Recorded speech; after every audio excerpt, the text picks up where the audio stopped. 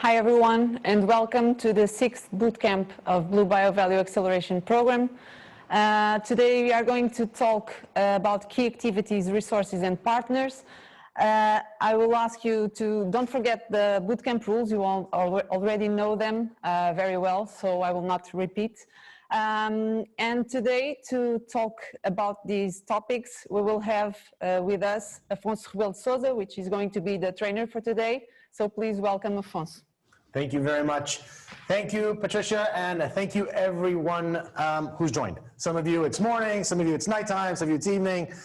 Let's just get to it, right? We have about 3 hours together.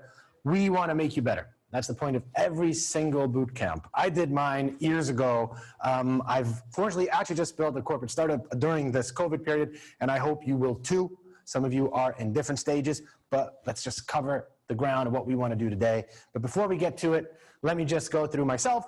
That's me over there. I'm trying to get away from the screen. There you go. You might have questions, you might not. What do? I build startups for corporate companies. This is what I do today as a living, but I also do write my own frameworks and methodologies, and thus training you here today because I did so last year and I really enjoyed it, and I'm all for sustainability. That's why I'm building startups today for an energy company, going for green, going for decarbonization, and very much close to the heart of the blue economy, which is where you are at the core. So if you have any questions about me, happy to fill in the pictures, fill in the blanks, but I want to get to know you. And you probably saw a clip that I sent out saying I was coming over. I made it, took my mask off. So here we are. Let's try to find out what we're going to do. So this is the agenda for today. We're going to kick off and we're going to cover key activities, key resources, key partners. Quick topics, kind of a forgotten area of the canvas itself, right? Because you have two little squares for key activities and key resources. But guys, this is a place where you can save a lot of money. This is a place where you can strip away a lot of stuff that you thought you'd have to do and just use a few methodologies just to get there quicker. I talk fast, but it doesn't mean I don't take questions. So my name is Afonso. You can call me Fonz, whatever makes it easier for you. Let's try to make this as good for you and for me so we can all both extract value from it and move forward. Okay?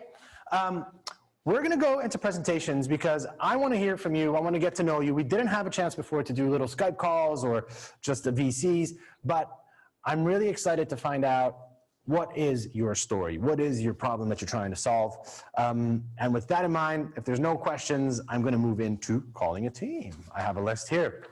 It's actually very warm here. Okay, should I start with this side? Yes, I was told to. So, Aromat Eco, this is Patrick. I have a name here. I don't know if Patrick is on there. The screens are quite small, but your team should be there. You're in the UK. I lived in the UK for 12 years. So excited to hear your pitch and your story and learn more. Hi, can you hear me? Yeah, very well. Yeah, I'm Johnny. I'm from Aromatico. Patrick hi. Can't be here right now. Great. So I guess I'll introduce the team first then. Sorry, let me share my screen. Meanwhile, I'm going to take my jacket off. It's very warm here, so sorry if the microphone... Can you see this? It's coming. Yep, it's coming. If you can you go full screen? Yeah, sorry. So I didn't realize the team would be a separate thing to the pitch. Anyways, so we're a 4-person team right now. So we have Dean, who also can't be with us today.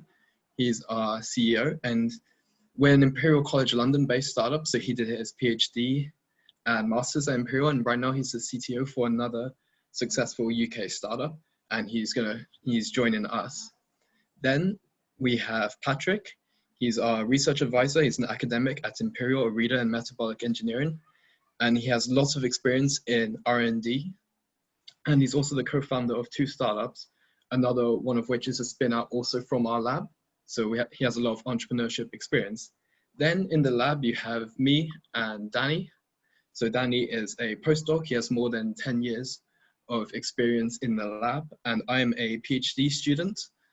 And I also did my master's at Imperial. And I've been working on kind of the science behind this project for the past nearly 2 years now. And I'm funded by a scientific research council in the UK until 2022. So I'm kind of doing the wet lab research to drive this forward. And also through this, accelerator, I'm hoping to kind of refine my entrepreneurship skills so I can contribute to more aspects of the team. Great. Great to meet you guys. Thank you so much for that thorough intro. So tell me a little bit more in a couple of minutes. What is the problem you're solving? There you go. So, welcome to Aromatico. We provide sustainable flavors and fragrances that coexist with nature. So we help household brands become more sustainable, and we do this by providing them with renewable fragrances and flavors, which are cheaper for them and are better for the environment. So did you know that 5 million tons of fossil fuel are used by the chemicals industry every day? And right now, one of the ways of making flavor and fragrance chemicals is through chemical synthesis. This is extremely energy intensive. It contributes to global warming by releasing greenhouse gases, and it also uses toxic byproducts which are released into the environment, causing pollution. So this is not great. And they can be made by tropical plant agriculture, but this contributes to the loss of 150 species every day. And the cutting down of rainforests for these plants is devastating ecosystems. So this is really a problem if you're interested in a sustainable supply chain, like our clients, which are household brands. And through market interviews, all of them have indicated they want to make their supplies more sustainable, but they lack a sustainable supplier for flavors and fragrance chemicals. Now, this is where we come in.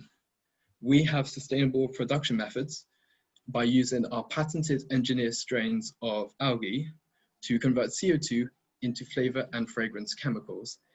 Not only are we renewable, we also provide these household brands with access to the premium naturals market. So not only can they be more sustainable, they can actually make a bigger profit by working with us. So this is our pitch so far.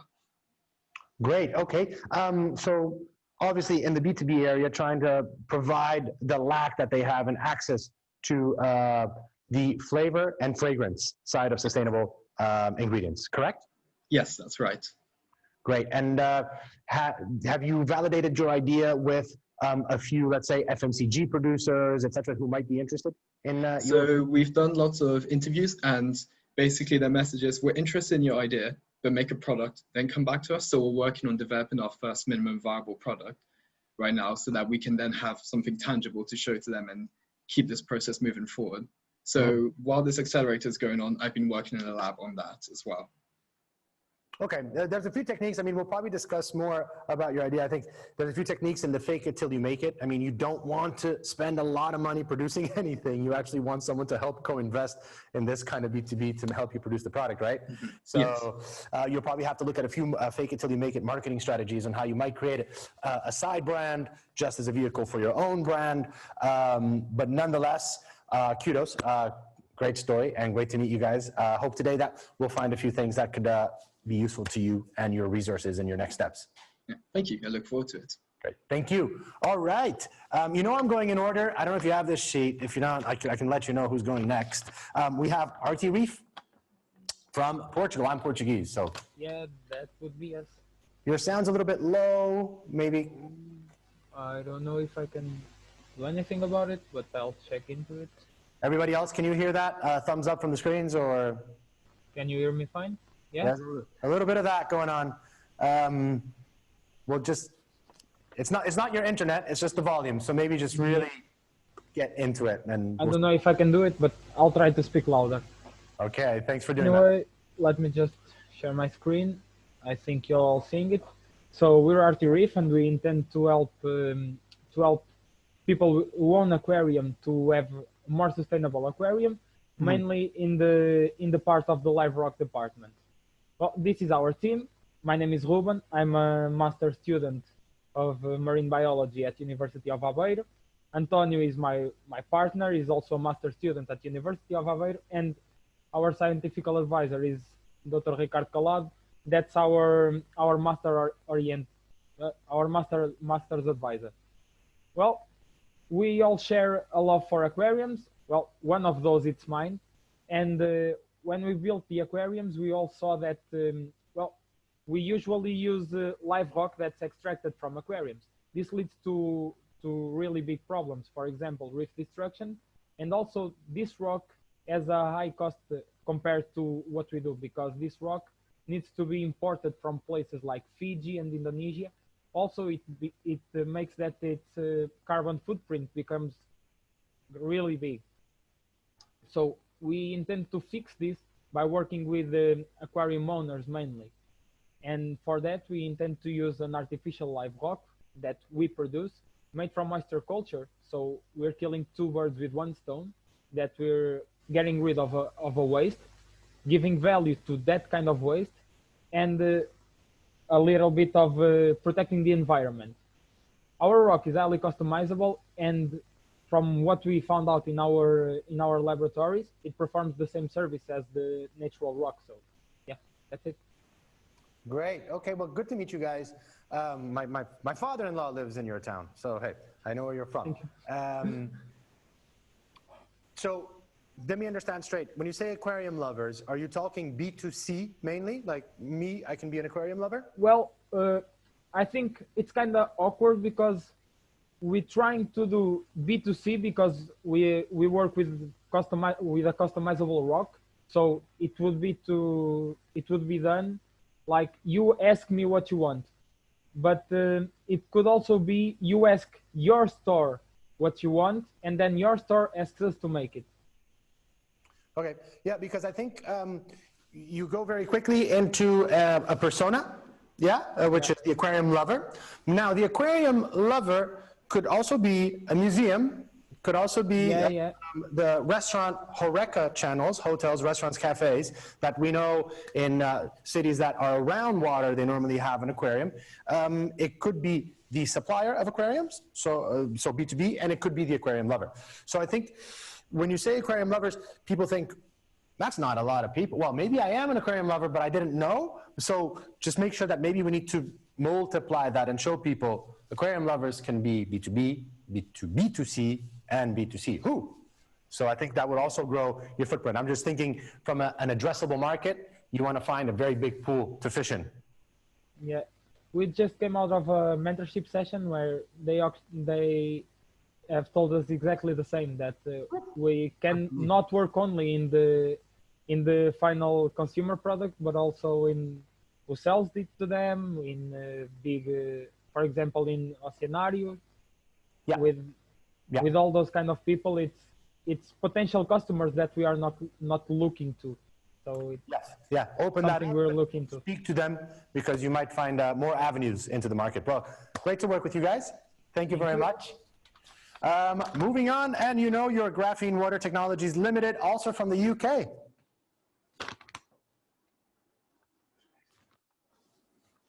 Thanks very much. I'll just share my screen. Can everybody hear Sebastian okay? Let's... Can you hear me there? Okay. So I'll just introduce the team quickly. So my name's Seb Leeper. I'm the founder and CEO of Graphene Water Technologies. I was a PhD student up until last year at the University of Manchester, and have been working on graphene membranes for water treatment and brine management for the last 4 years. My colleague Ahmed is an Egyptian national who was working with me for a couple of years as a visitor. He's now coming back and has joined the team as a CTO. I've also got support from the university. My company's a spin out of the university, so the University of Manchester is a shareholder in the company, and as a result they've provided some operational support in the form of Dr. Margherita Sepioni, who has a physics background. She's had experience with spin-out companies from the university previously and has a lot of background in graphene. And Andy Wilkinson as well, who's CEO of the Innovation Factory, the university's commercialization branch. Okay. Thank you for that. Thanks for the intros. Okay, so Graphene Water Technologies is helping water-intensive industries solve the problem of brine management. So we're doing this by using our innovative membrane crystallization technology, which is better than existing alternatives because it offers greater flexibility, zero liquid waste, and lower costs. So today, over 340 billion cubic meters of wastewater are produced around the world. This is actually just reported values. In reality, the real number is much, much greater. This is causing a lot of environmental damage. There's a water crisis going on in terms of availability of fresh water. And as you can see here, it's causing severe pollution. The current options available for industries right now are very expensive, sometimes ranging in the tens of millions of pounds in order to install. They're very energy intensive as well, and they don't offer high water recovery. And so increasing costs for disposal of this wastewater are driving a need for lower cost treatment of the water. Not only are the opportunities exist to recover the water and thereby reduce the industry in question's water footprint, but it's also possible to recover some valuable components within that. So we're really about a circular economy, turning waste into value. So who we help? Brine treatment affects many different industries, many of whom are large, including oil and gas, who produce produced water, it's so-called produced water from fracking processes and from mining. A lot of this water is just disposed of into the sea and actually could be treated. Desalination as well is an industry that currently spends a lot of money just investing in these kind of pumps and these pipe works to try and diffuse the brine that comes as a natural consequence of desalination. But it's also loaded with chemicals like chlorine, which are used as pre-treatment to protect the membranes, but then end up damaging marine ecosystems as well. We're also looking at mining as an application. Here we have Sales de Jujuy, a company in Argentina, who are producing lithium. This is where 70% of the world's lithium comes from. It's basically stored in underground aquifers and has a high lithium content. It's mostly sodium chloride. And right now they pump it out the ground, splash it onto the surface of water, and all of that water contained in it evaporates away into the atmosphere and is lost. So there's a real opportunity to treat that brine and actually close that cycle and recover that water so they can use it for their own purposes. Other industries that we're trying to help include landfill, which is a growing concern, power generation for FGD wastewater, as well as food and beverage, and also textiles. So the solution, well, our solution is called membrane crystallization, and we use our advanced graphene polymer composite membranes that we've developed, which allow pure water to be extracted from brines using very low temperature differences. As a result, it can be powered by solar or low-grade waste heat. Other advantages compared to conventional pressure-driven membrane processes are that you can keep going and keep concentrating the brine up until saturation. And this is where you can extract valuable components. Conventional pressure-driven processes, you can only reach a certain limit before the pressure gets too high and you can't extract any more water. The use of membranes allows a modularity as well and a small plant footprint, which can save costs in the long run for our end users. Thank you. Thank you. Question for you. Is this something that requires technicians and engineers on site to be able to work, or is this a plug and play solution? A bit of both. So we want to build containerized systems that are prefabricated and plug in and play. The actual maintenance and servicing does require some aftermarket support, and that could either be provided by us or we can train local service people to actually service it there and then. Right. And another question is, would this also be applicable to the textile industry? Absolutely. Yeah. Yeah. So textile is one of the, it's not on there, I've just realized, but yeah, textile is another very water intensive industry that we've done some tests with and are actually collaborating with a company in India at the moment. Great. Okay. No, great to learn your story. Yeah, I think we'll probably, in the future, we'll probably need to have just a little map so people understand that this is eventually a plug and play solution, but it requires a ramp up of engineering moving forward. But great to learn. Thank you very much for the presentation. Thank you. Cheers. Next up, you probably know it better than I do. I should keep this paper with it. Horta de Ria from Portugal. And hello, I'm Julio. Julio, hello, good afternoon. Good afternoon. So I'm gonna share my screen. Okay.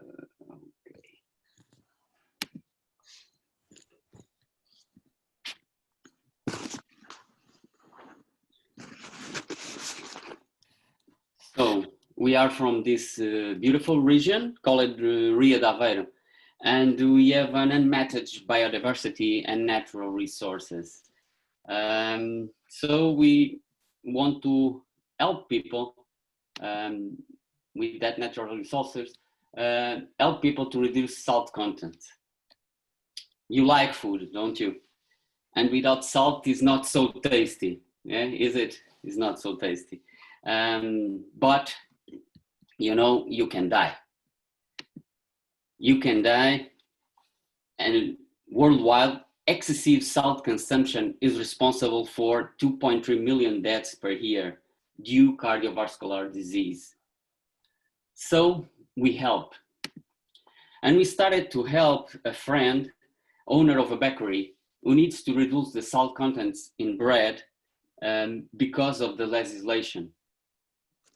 And with salicornia powder, we reduce salt contents in 75% without lose the salty taste.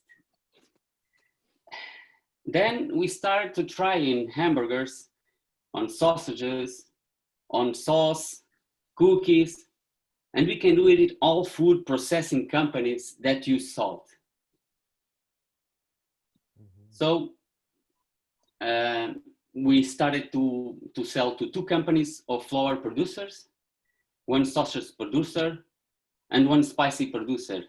But in Portugal, you can expand to 268 manufactured meat products, 77 manufactured cookie products, 46 flour producers, 17 canning companies, as an example. So we have the solution. We have salicornia powder by Hortaderia, a vegetable garden in the law, yeah, by Julio and Julia from Aveiro. Very cool, very clear. Does your product, in terms of target segment, I understand the B2B, but the consumer, does it fall into any of the categories of veganism, raw cuisine, et cetera, or for example, gluten-free? Is there a specific one where you could be stronger at? Probably yes, but we don't thought too much, because in the interviews that we made, we understand that consumers don't know how to use salicornia powder. So we need to invest a little bit in showing the people how to use it, because this is a spicy, and we need to maybe show the people how can they substitute the salt in use it common. And in processing food, it's easy, because you reduce automatically the salt content in the final product when it is manufactured. It's a way, and we are not thinking about it. But we think is not our strategy for the moment. Okay. I think I totally understand where you're coming from. It's a different angle of using the resources of nature and extracting value for the consumer.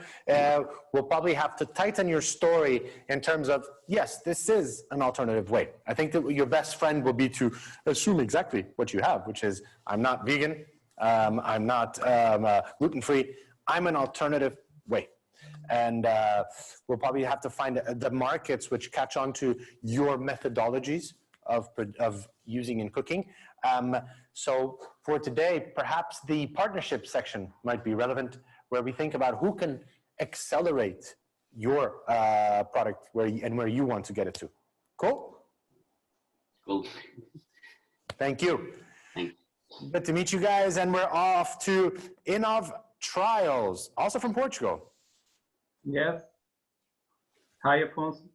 Let me just share my screen. Yes, please.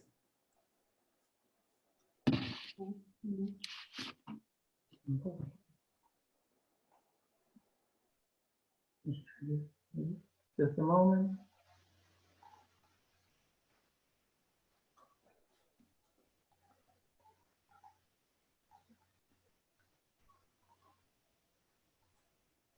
Okay, so this is our team. I'm Felipe Coutinho. I'm a researcher. I work in fish nutrition. Then we have Claudia Serra, that is also a researcher, a microbiologist, and Andrea Dias, that is our financial consultant. Nice to meet you guys. Go ahead. So, global consumption of fish is growing faster than global population, with aquaculture being forecast to grow 2% annually in the next decade, sustaining the continuous growth of aquafeed and aquafeed additives. Mm-hmm.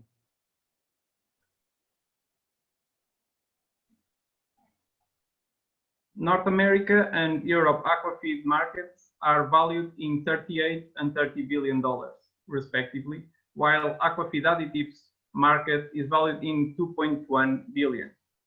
Since aquafeeds are responsible for up to 50 or even 70% of farms' production costs, and diseases are responsible for another 10%, new feeds and additives are constantly being developed to improve fish performance and disease resistance.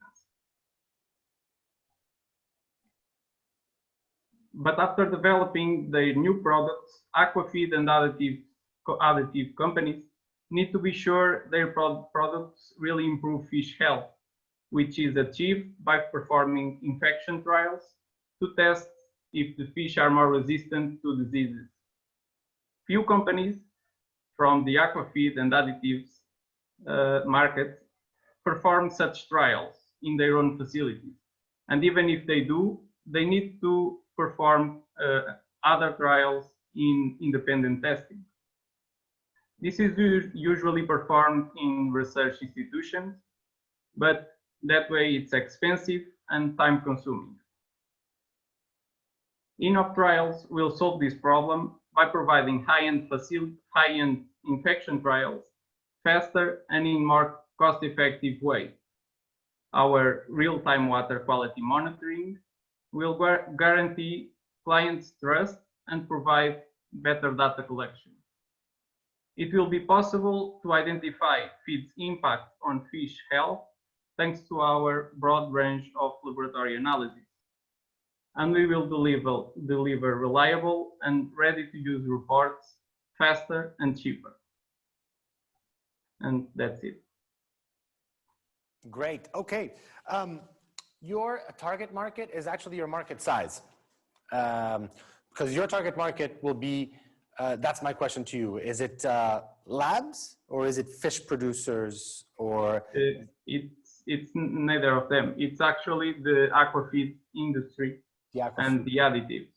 So okay. We want to test the aquafeeds or the additives. Okay, so when your target market, you need to say target market and market size. So we know that, you know, the target market is aquafeed, but the market size is 38 billion and 20 billion and then 2.1 as you had it before, just so then you have both things on one slide. And have you gone to the point of developing a minimum viable product or proposition yet? No, where I work at CIMA, which is a research institution, we provide similar services, so growth trials instead of infection trials. Mm-hmm. And that's why I thought about the idea. The idea came from that of producing infection trials. In fact, we also performed them, and we had a company that was interested in such trials.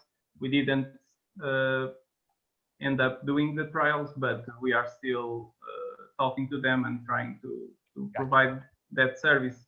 But our facilities are really small, so I thought maybe this is a real problem, and maybe I could do a company out of this.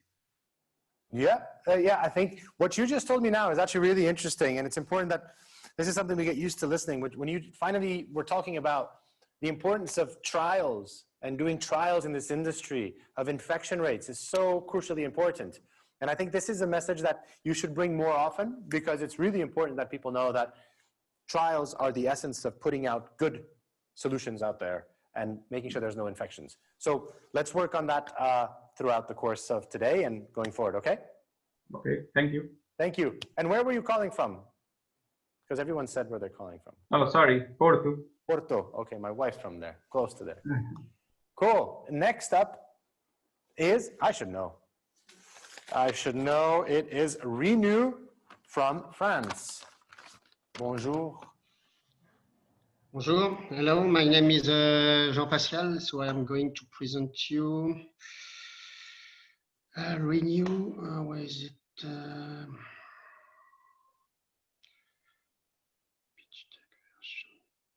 Where is it? This one.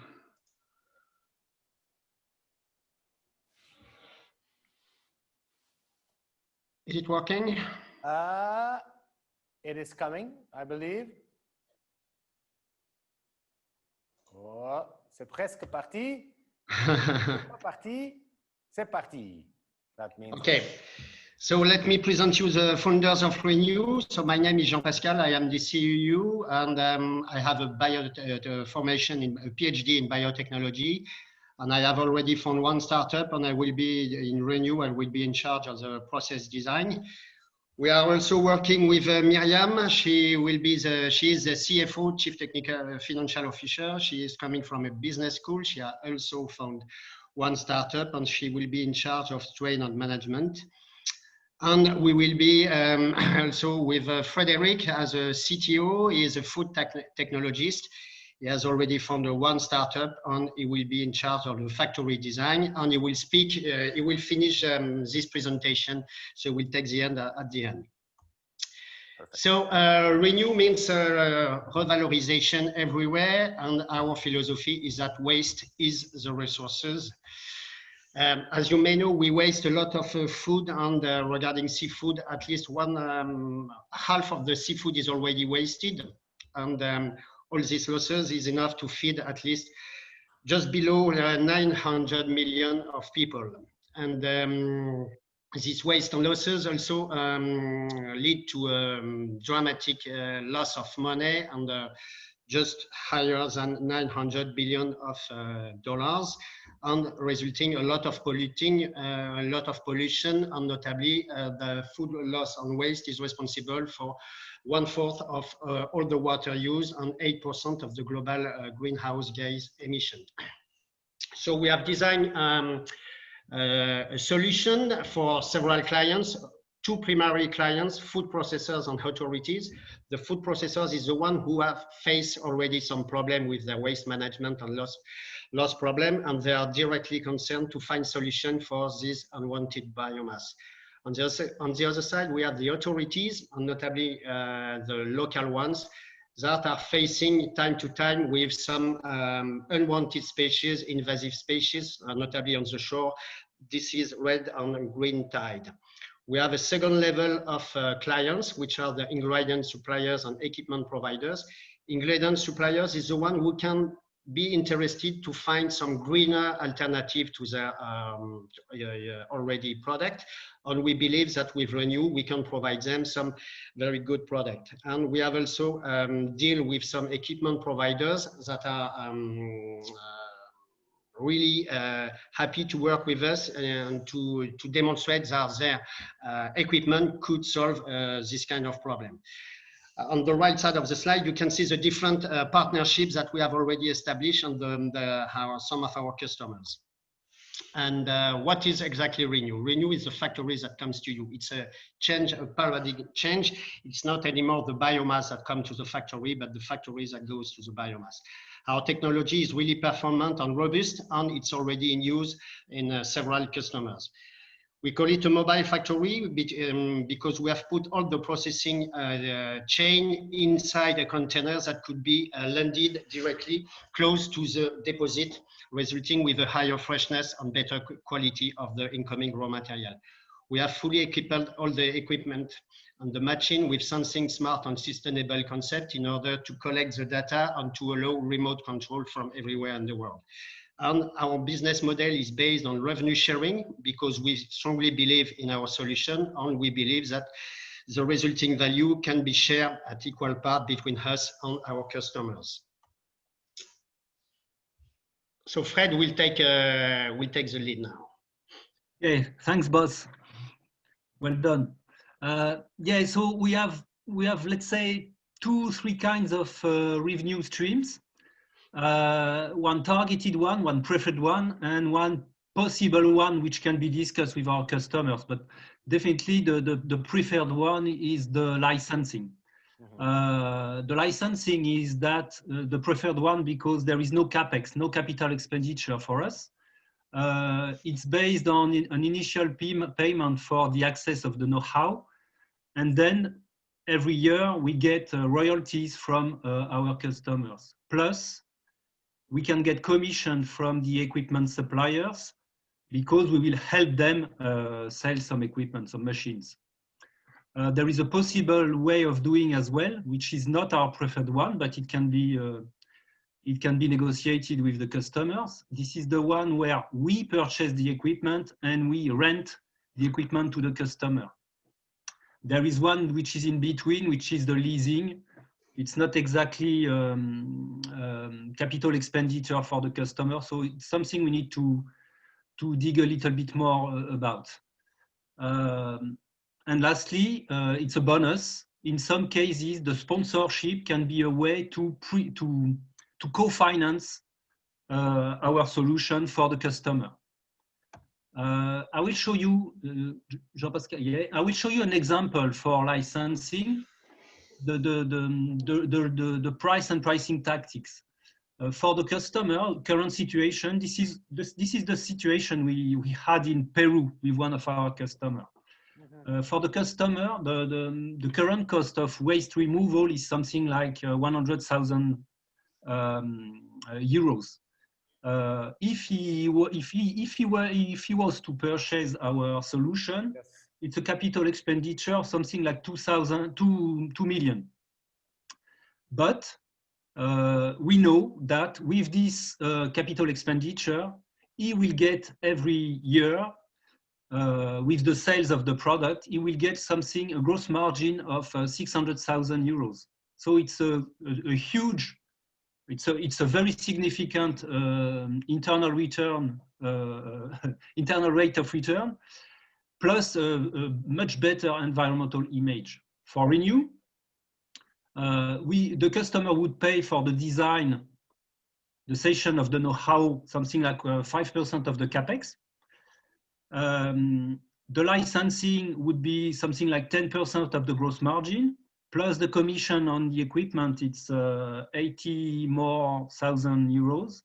So for us, if we are to get at least one customer following these revenue streams, it's something more than 200,000 euros for Renew, and much more interested, it's 60,000 euros every year, doing nothing. For repeat. No, okay. Very clear. Very Thanks. clear. We're a little bit at time, so I need to move to the next thing. But two things that I think that this will really help you is I think you need just to design where in the value chain do you come in? Because in the beginning I was thinking, do they come in as a factory to factory that plugs and play? Do they come in the food processing of before the raw material arrives or next to it? So I think this will help you even when you start putting where your CapEx and OpEx comes in, to have just a design of a process so we all know this is where we plug in. And just a point on your middle rental, there's also an insurance component which is very expensive. So be careful with the rental. Yeah. Good. Thank you guys. We're moving over to Ireland and Red Rose Development. Are you there? Hi, yes. Good afternoon. Good afternoon. Where are you calling us from in Ireland? County Mayo, based right on the northwest coast, overlooking the Atlantic. Beautiful. I used to work in Ireland, so I know your beautiful country very well. Okay, I'm technologically challenged, so I hope I can get this to flow. Oh gosh, I'm not sharing the screen, am I? My apologies. Right, so share screen.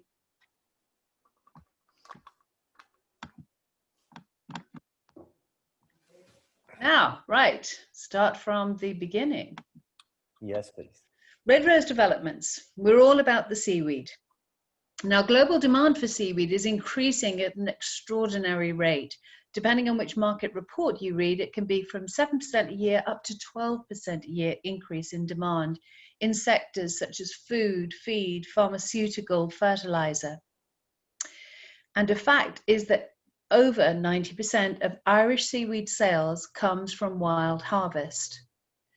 Now, macroalgae provides over 50% of our global oxygen use. So we need to be very conscious of how much we take out of the ocean.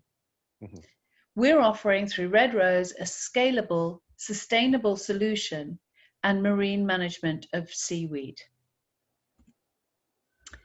The grey clouds on the horizon for this challenge. Seaweed sales are increasing, different markets are opening up, and there's a lack of managed, sustainable harvesting methods.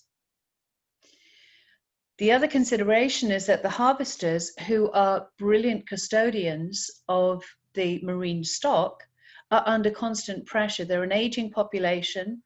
They're under pressure to cut ever more increasing quantities of this valued biomass. And the stock at the moment tends to be focused on one single product. It's considered to be a low value commodity, but actually it has much potential. The traditional methods for processing seaweed, which decays within hours of coming out of the ocean, are traditionally drying, using heat, and is transported to a drying facility, or freezing, which obviously takes up an enormous amount of energy. And now turning those grey clouds into blue, white, fluffy clouds. Red Rose is introducing a new production method to increase the value of seaweed. We will produce 2 outcomes, which could then go on for further extraction for different applications. We will produce liquid. 55% of seaweed sales globally is in liquid format. We'll also have a solid biomass, which has the nutrients and the minerals. By having local on-site production close to the shore, we will be processing seaweed immediately as it comes out of the ocean and retaining those minerals and nutrients, which, excuse me, the model is based on a franchise system that will enable scalability and flexibility. We'll be able to create volume. We'll have quality validated using high-level technology to analyze and assess that which is in both the liquid and the solid, and be able to offer it to different producers for different market sectors. And when we consider the market sector, if we take the global demand for seaweed, the forecast is 24 billion. Again, depending on the reports, it can go up as high as 89 or as low as 9, but 24 seems to be about right. 55% in the liquid seaweed. If we look at the fertilizer sector, the reason it's in demand is that it's natural, it's high quality, it enhances the performance and production of the soil and the yields. On the solid, when we start to consider the food crisis coming up, we know that there's proteins, minerals in seaweed and macroalgae. There are many opportunities available to us. We can also look at the industrial sector, where we can look at creating biopolymer. So there are a number of opportunities, and in discussions with clients, both in the fertilizer sector and the food and animal feed sector, we know that people are desperately looking for sustainable, scalable, and reliable supplies of seaweed. I would, if I may, like to escape this and go on to just highlight our team. Sure, we're at 50 seconds, so go ahead. Okay, sorry. I should have had this one up already. My mistake. Right, so our founding team, we have myself. My background is actually in criminology, although for the past 5 years I've been totally immersed in seaweed. So I'm actually on the dark side now, selling the weed instead of stopping people. Sven, he's our expert in franchise, and he's worked with a number of the major high street chains. So he has a very good idea on how franchises work, what makes them work, and as importantly, the pitfalls that we need to look for. And Vincent is our expert in the fertilizer and soil conditioning sector. He has a vast experience, amazing contacts, and is able to guide and direct us in this sector, which will open doors for our first products.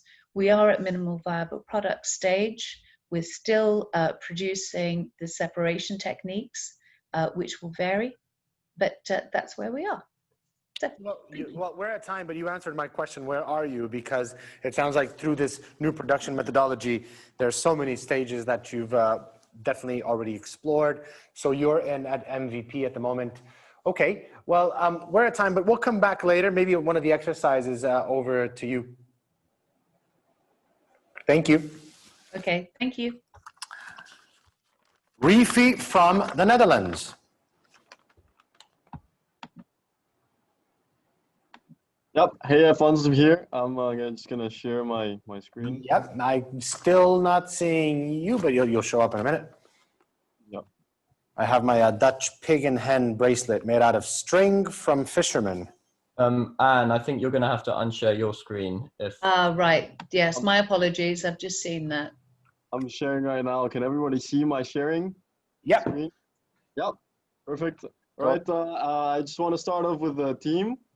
This is our team. It's composed by Jaime, myself, and Leon. Jaime is a coastal engineer. He used to be a business engineer in Latin America and the Caribbean, selling coastal protection solutions. Me, I used to work in construction and infrastructure projects in Mexico and also in environmental consultancy firm. And we have our marine biologist. He was a founder of an NGO for marine conservation in Indonesia. So this is the Rifi team. And well, yeah, I want to take you, Afonso, from your studio and to a place like this one. This is where my co-founder Jaime used to visit when he was working as a business engineer. But he didn't go there because of the great weather or the sandy beaches. He went there because of this. So at the other side of this street, Jose, one resort owner, is really worried that his life investment in his resort might perish against the sea.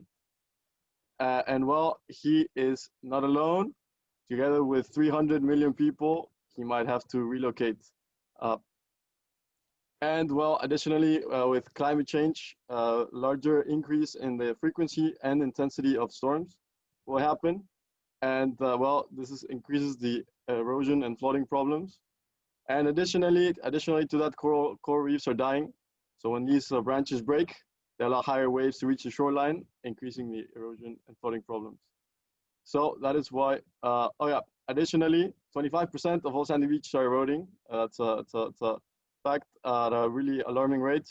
And even half of the world's beaches are expected to disappear by the end of the century at this rhythm.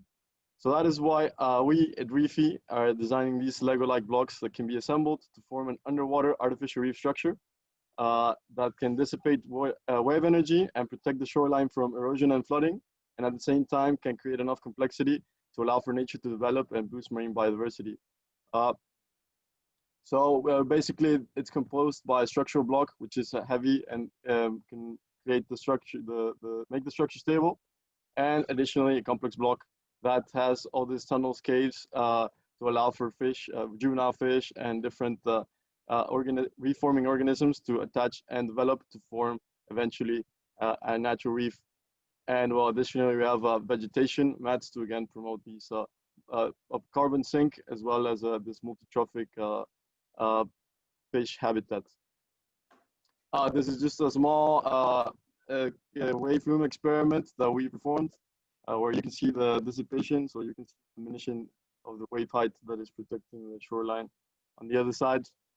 And well, yeah, this is my four slide kind of pitch. And I don't have the. Okay, well, do you have any feedback or questions? I'll take advantage. Go ahead. Sorry, you didn't finish. No. So I just, we're just wanting to hear your feedback. Maybe I went a little bit hardcore fast in there, but trying to get the message through. No, we have a minute and a half, and I just wanted to ask you, you didn't mention what is the material base for your reef substitute? Yeah, nice. That's a great question. So right now we're exploring two based on what customers are asking for. We're on two options. One is a biopolymer. So this polymer made of pure natural materials with an eco binder inside, and the other one is steel based, so metal based blocks that where you can just like submit low voltage current through it, and then calcium carbonate precipitates in this structure. It's called a mineral accretion, and then you form this calcium carbonate structure that also makes coral reefs and oysters grow faster. Mm-hmm. Okay, and Yeah. in terms of you mentioned where this impact will happen. So the problem, who would be the market that you would try to sell your solution to? Yeah, so the end users are, for example, resorts, beach resorts. We're in talking to these guys initially, but then let's say the main customer would be marine contractors. So we would sell this product to marine contractors that are the ones that install these solutions. So we wanna, let's say, sell this product to the marine contractors that can execute coastal protection projects. Okay, and I wouldn't disregard governments and Yeah. Well, let's say I'm originally from Mexico, also Jaime. So with our experience, let's say government is definitely pitching in for these projects. Sometimes they're multidisciplinary, but in our experience, like governments are really slow in processing and stuff. So then what happens is that if you have a resort and you have the sea eating away your resorts, then you don't want to wait for a really long time for the government to intervene. Of course. So then they install solutions out there.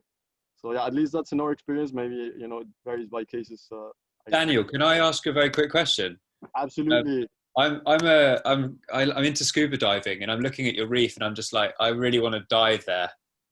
Yeah, Do you reckon you could offer it and design it in a way that offer it as an option to actually do diving courses there? Yeah, absolutely. So this is one of the, let's say, added values of selling this to resorts. So you can say, okay, you can have a coastal protection solution in there that can be also a hotspot for you. So then you can like advertise this, or you could create this Save a Reef program. Have someone placing coral reefs as a part of their tourism experience, and then bring an extra source of revenue to the customer. So that's also, let's say, part of the business proposal in there. But thank you, Seb. That's a great contribution. Thanks, Seb. No worries. Thank you, guys. I'm going to move to the next team. Perfect. Refix. Thank you. Refix. We've already connected on LinkedIn, Refix. No, I'm going to share. See.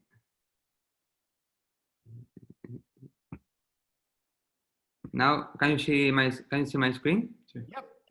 Okay. Okay. I am Raul Anta. I am one of the founders of Refix. Lois Anta is the CMO. Felipe Teixeira is from Viana do Castelo, from Portugal, and is our CFO. Antonio Alvarez is our sustainability advisor. Aitor Santos is the CEO of our marketing agency that is one of our investors. And Aroa and Paloma is are managing community manager and warehouse. I would like to start with a quote by Isaac Nissen that says, the cure for anything is salt water, sweat, tears, or the sea. That's why I am going to talk about the healthy properties of seawater. So I am going to talk about Refix. Refix helps people between the age of 20 to 45 years old to recover 100% of the energy by providing more than 70 mineral salts from the sea. That is better than Gatorade or Powerade because it's healthier, organic, and sustainable. On one hand, food and drinks are usually wrapped in plastic, which normally end up often after a single use in landfills or polluting our oceans. And global plastic consumption is predicted to grow dramatically to reach close to 400 million tons a year by 2025.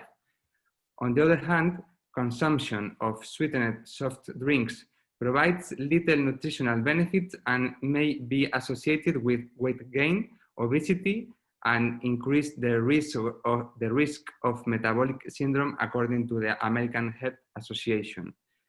The bad news: we know a lot of sugar, tons of plastic, and synthetic additives in conventional recovery drinks become a huge problem. Today and in the coming future, many people between 20 to 45 years old are seeking healthy mineral recovery, mainly those who play sport 3 or 4 days per week. Others are caring about eating a balanced and healthy diet. We also know every day more people want to trust in responsible brands. And last but not least, many people are also looking for a hangover recovery after drinking alcohol. The good news: we have the solution, Refix, the alkaline seawater. Refix contains 15% of the daily value of magnesium in a natural way, and in addition, it has another 70 mineral salts, all from the sea. If we add a trending design, glass bottle and recycled cardboard boxes, organic and vegan certified, additive-free, and seawater extracted in a Natura 2000 protected area, Refix become one of the most sustainable drink in the market and the best functional drink in the world. That's it. Thank you. Great. Okay, I still have a minute 30, so I want to ask you a few questions. Thank you for the presentation. Are you aiming to produce a B2C facing drink, or have you also considered a B2B channel? Both. We have both channels because we sell to the final customers through marketplaces, website, Amazon, and also we are selling to big retailers directly or distributors. Have you considered, because of the decrease in packaging, for example, Refix fountains in my gym, in my job? So can you repeat the question? I'm trying to... Imagine you have a Refix fountain. So for example, there are startups today like Dripper who are creating fountains, a soda stream, this type of... Yes, everything is an option for us. We are thinking about barrels, I don't know the name in English. Barrels about 5 liters, 10 liters for the gyms. We have several options. Well, one thing that I might tell you, because we have 20 seconds, is AB InBev. You probably know them. They produce beer. They're the biggest distributor in the world, based in Belgium, but worldwide. They also have a side where they're trying to make drinks out of waste. So you might want to see what they're doing in that field, because they're also moving away just from alcoholic drinks, beer, as we know it, generally. So you might want to have a look there, see what they're doing. Okay. Cool. Okay. Thank you. Thank you for the intro. We're over to Saltico in the UK. No. Hiya. Are you able to unshare your screen? Yeah, I'm trying to do that. I'm going to close it.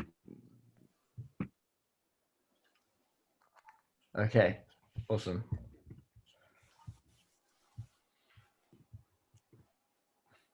Can you see that? Yep, I can see it. Yep.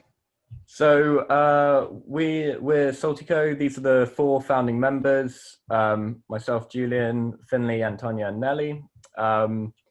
We met on an interdisciplinary innovation master's program at the Royal College of Art and Imperial College London, and we kind of self-formed this team because we're all really passionate about sustainable solutions to big problems, and we essentially look to tackle one of the largest sort of sustainable issues, which is the fashion industry. We also have a group of a steering committee that we formed to try and to help us throughout this process, which are made up from material science through agricultural experts, which will become clearer as I explain what we do, as well as other sustainable material companies and fashion industry experts. Okay, so with Saltico. Oh, This, good. Continue. Sorry. There was a delay there for a second. Go ahead. this is a brand new coat. It's filled with a warm synthetic stuffing that is great for rainy winters as it keeps the heat in, whilst resisting the rain. It's also cheap. So cheap, in fact, that 100,000 are made in just this style by just this brand every year. And not a single person or animal was harmed in the making of it.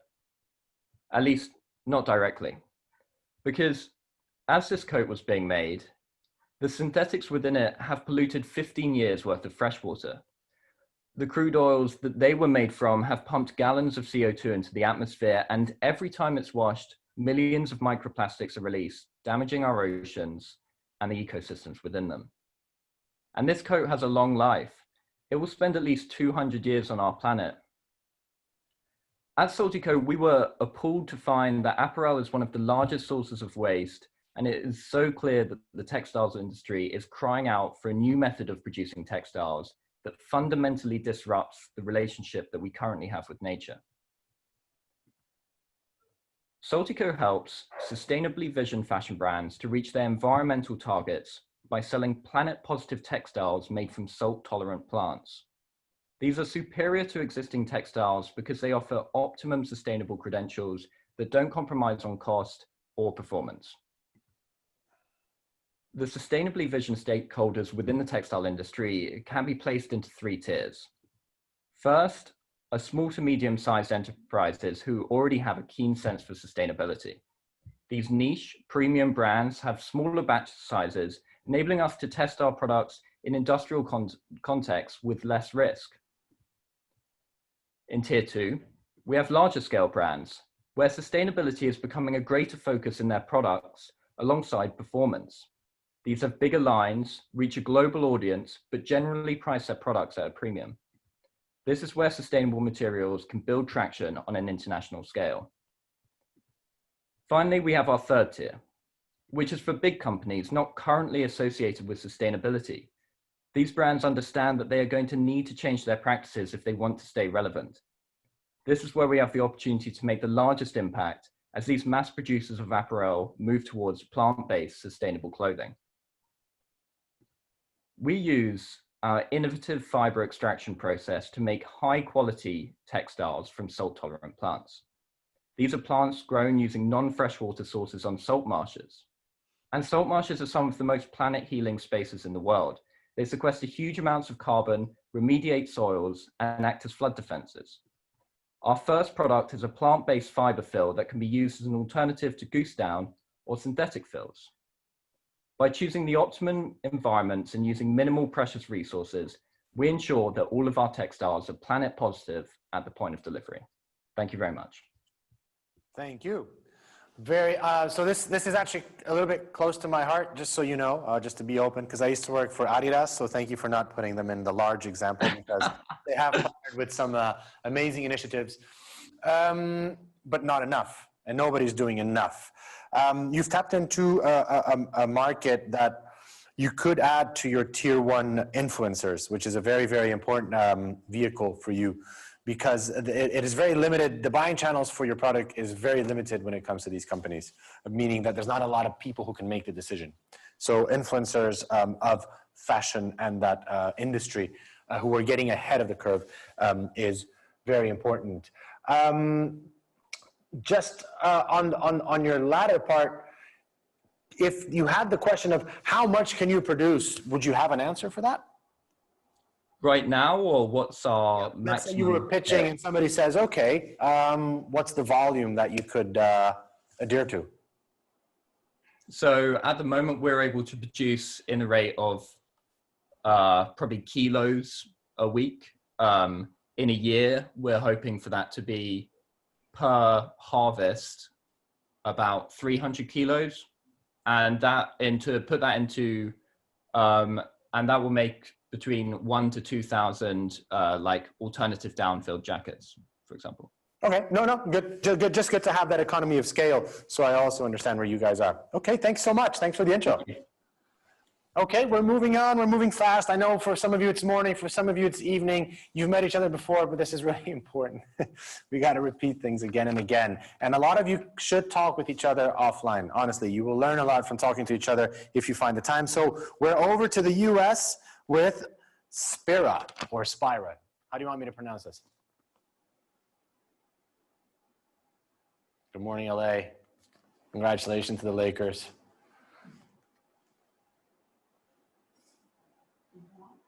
Spira, you're not there? Are they there? I am, yeah, it's Spira. Thank you so much. Yeah, I really appreciate the invitation to present to all of you. I take none of this for granted. Let me just start off by getting my screen shared with all of you here. Hopefully I got something. Let's see. We can kill that tab. Okay.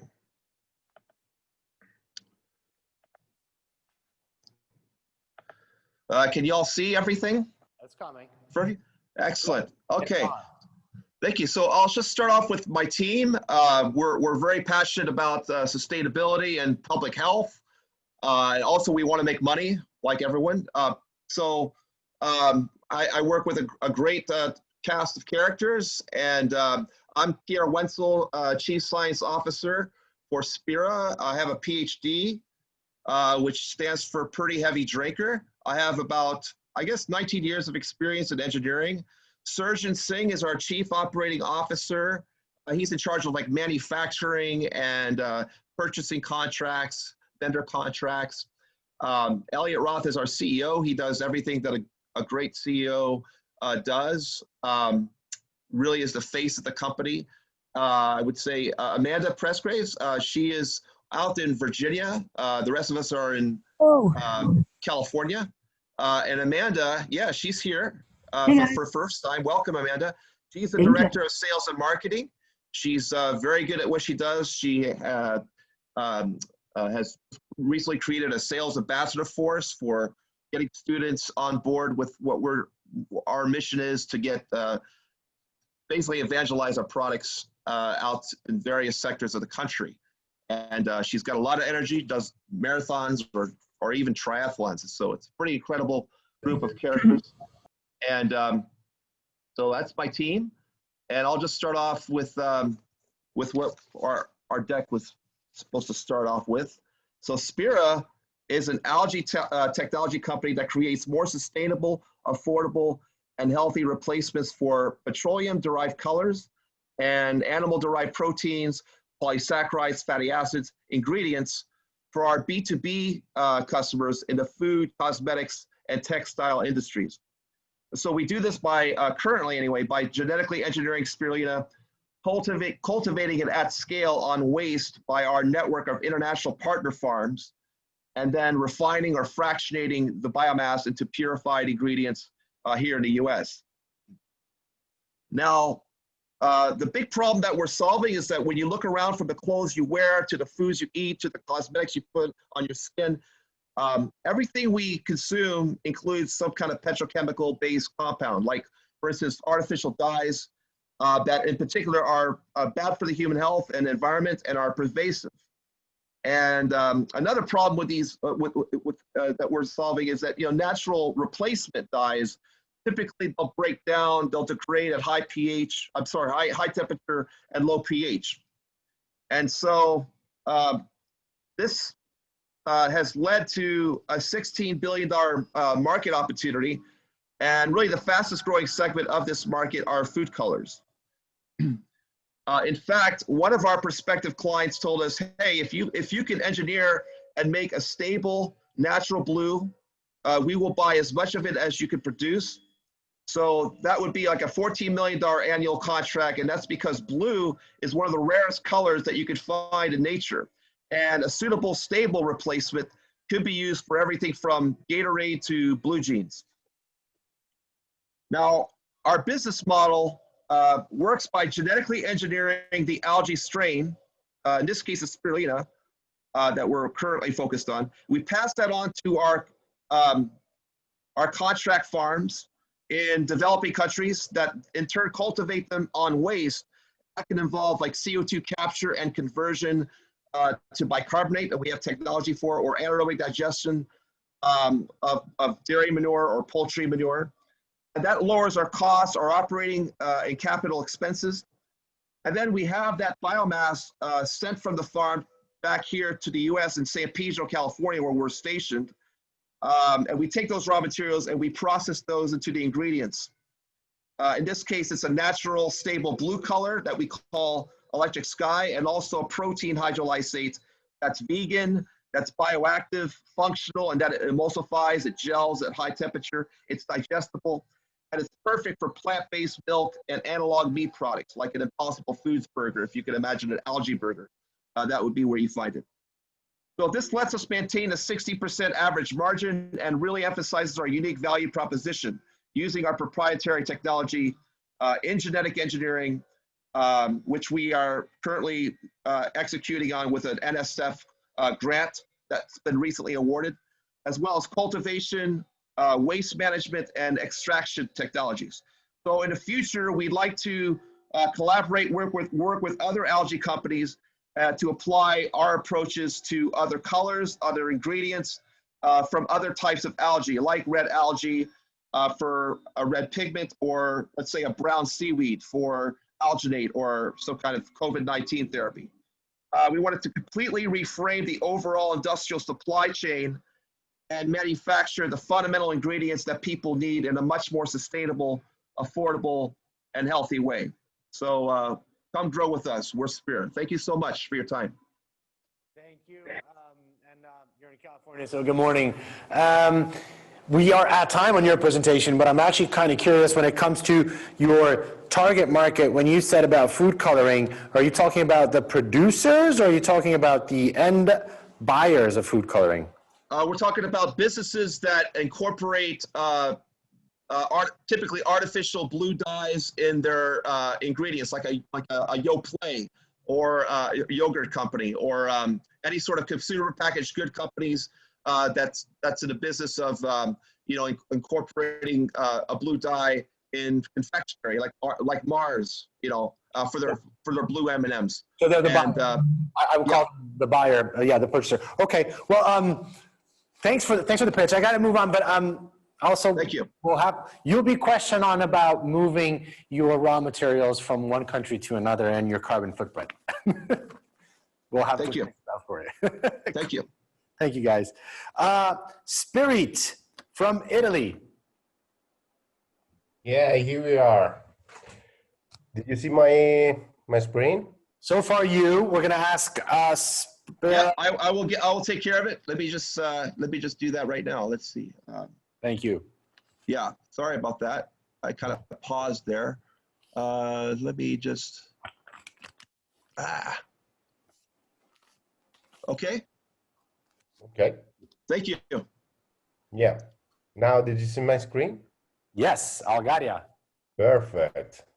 So everyone knows about that we need, absolutely, we need to find a new way to feed ourselves, because in the next few years, we will increase our number until 9 billion people. So we need sustainable protein source. And about that, we thought about microalgae. Why? Because they are sustainable, the most sustainable source of protein, and they are packed with a lot of nutrients. And microalgae is better than other existing crops. That's why. This is, for example, why we need to, the amount of water we need to just get 1 kilogram of meat and just a can of water in order to obtain 1 kilogram of spirulina. And we go beyond, because we developed our own methods to be sustainable. We keep advantage of biogas plants in order to get the heat power and producing all year round spirulina, and then get back to water and nutrients to the field in order to be sustainable. So we are zero waste process system. And then we have also a patent to grow our spirulina from bioproduct from food industry. But no one of us will go to the supermarket and ask for, please, 1 kilogram of protein. So we need to build our product in order to reach the market. And to do that, we built our flow from food concept, prototyping, and marketing. And here are some examples of our products that are already on the market. Here an overview of what is the market in terms of algae market and spirulina actually market. That is could go to different kind of sector for animal feed, food and beverage, nutraceutical, as Spira says before. Here are some examples of our channel that we reach. We reach B2C e-commerce in order to validate our minimum valuable product, and then retail and B2B. That is the bulk of our market. Here, some roadmap and of this year and the next year, and the most important one, the family. Did I miss someone? Actually, Fulvio is not here, but is present here in Cole. That's it. This is our achievement during this year, and thank you. Thank you. I have a question. So are you Algaria? What is the difference between Algaria and Spirit? Sorry, because everything I see on a slide, I always question. Yeah, okay. Spirit is the brand, and okay. Algaria is the company. But okay. Usually when I use Algaria, I'm the first one who presents. So it's better that I use Spirit instead. Okay, no, just so I, and would you consider that you are today very much an end-to-end player? You produce, you yes. process, you distribute, market, etc. Yeah, actually, we did a lot of stuff. But first of all, we produce with our technology, and in order to reach the market, we get the B2B clients that ask for developing together a product to reach the market. So in that case, we use a network of partner to reach the client. So to build our prototype and presenting a prototype to B2B client. We still keep alive the B2B, the online channel in order to validate our product, in order to have direct contact with people. And actually it's good to have feedback from them. So if I understand correctly from your validation tests there, well, sorry, we have 20 seconds. The channels you used, the B2B one is proving to be the most successful. The one where you had, for example, Bio C'est Bon in the middle, the Bio C'est Bon. Yeah, the Bio C'est Bon is a retail that we keep. Yeah. But the most important one is the last one, the B2B. Your own company. Okay, great. Okay, I know these players. Thank you very much. Okay, you're welcome. All right, we are at time.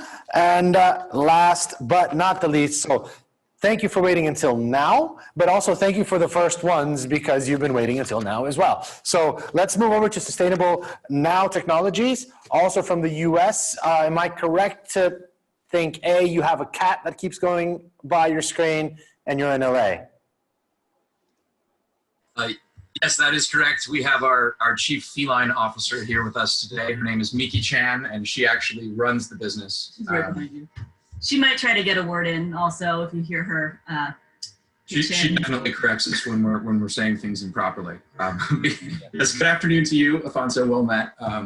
I am Nathan Morrison. I'm the founder and CEO of Sustainable Now Technologies, and here with me today I have Tiffany Marie Austin Morrison, who is our Chief Operating Officer.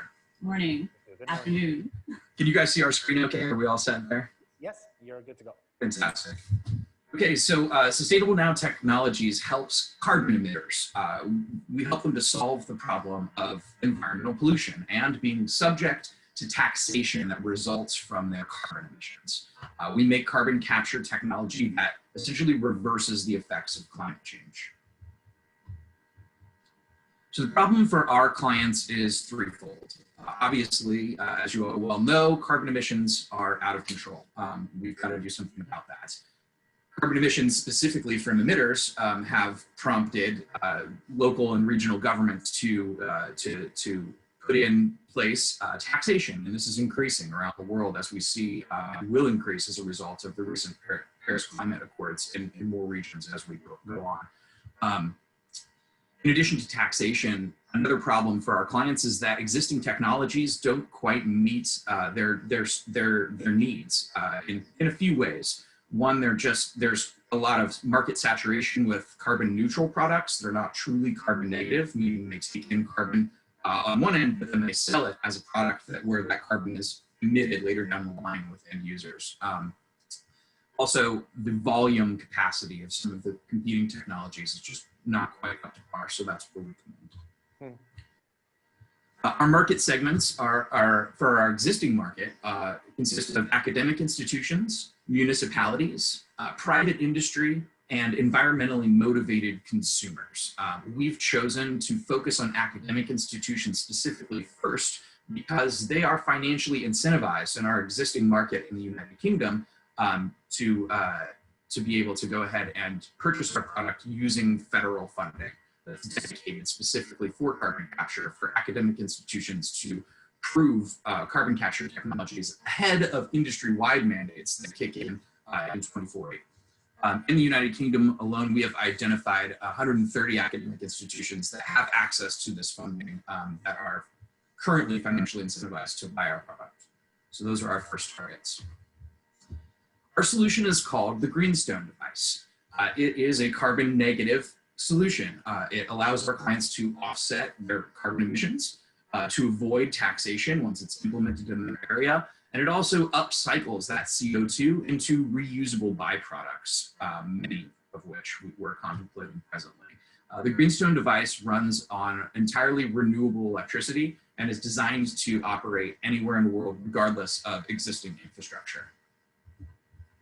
And that is our first 4 slides. Thank you very much. No, that's great. So, look, you're running into something which is very big at the moment, carbon capture as well. I know that because I'm building startups for a energy company, EDF. Some of you probably heard of them. Definitely the French team has. They are French. And the UK is actually trying in Europe to lead the way in what can we do in terms of carbon capture. What could you bring to market in the next 12 months is my question to you.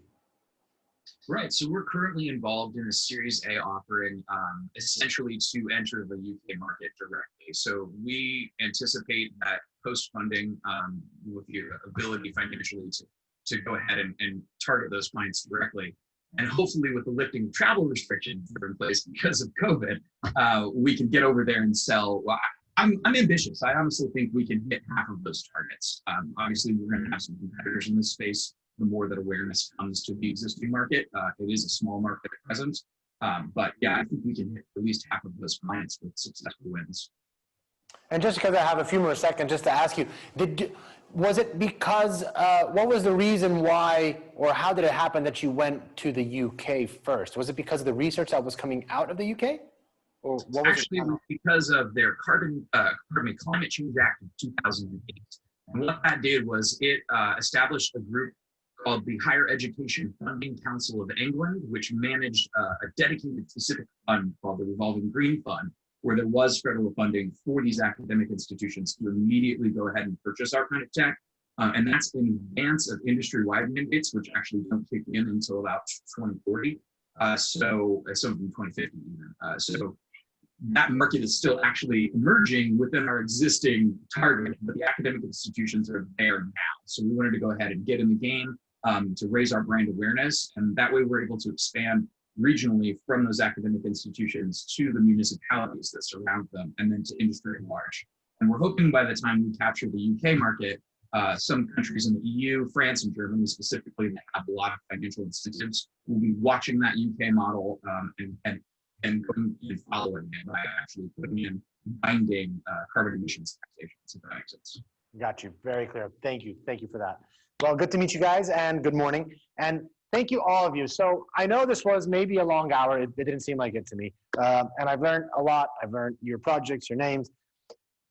There's no big or small. You're tackling all two things. You want to build businesses, but you're doing it with purpose. And I think this is the beauty of this program of Blue BioValue, of what you're doing, which is we're working in the blue economy. Yes, we're extracting something from nature for the good of our businesses, but this is what makes it fun. There's no big or small ideas here. There is just a simple way of building startups, and that's what we're going to go into now. So the reason why we did these pitches was selfishly for me to get to know you, but it's also for me to cover something that is not what we're going to do today.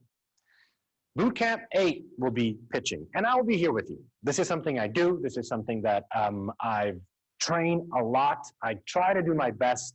That I've also been challenged through COVID by doing this digitally. I'm still learning. But you have a pre-pitch day on the 22nd of October. That, I believe, is a Thursday. Now, that one is actually to the same people you will do your final pitch to.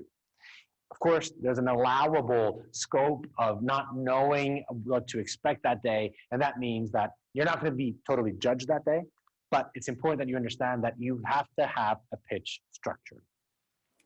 Now, this slide I've taken from Bootcamp 8, and I'm showing it to you now. I'm not going to talk a lot more about pitch structures, but we today covered your elevator pitch, the problem, the clients, the solution, the market. Some of you already started speaking about revenue streams, but this is what a pitch structure should look like. This is where you're going to just dot the I's and cross the T's and make sure, do I have something for each one of these? Could be 2 slides, could be 1 slide. You will have limited time. Now, A will be the one that we'll look at, but B is actually as suitable. What's the difference? It's the same stuff. It's just the way you tell your story. I use B.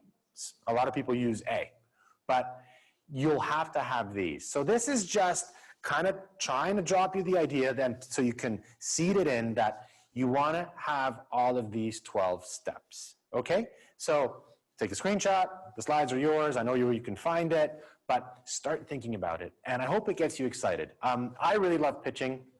I remember disastrous pitches that I'll share with you that I've done and other successful ones. So that'll be also a fun day.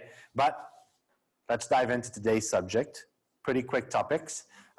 We're looking at key activities, key resources, and key partnerships. Now, we're almost gonna take a break in a little bit, okay? So we're gonna do just a little bit about what's this key activity stuff, take a coffee break, and then we'll do an exercise, and so on and so forth. So I hope you're with me.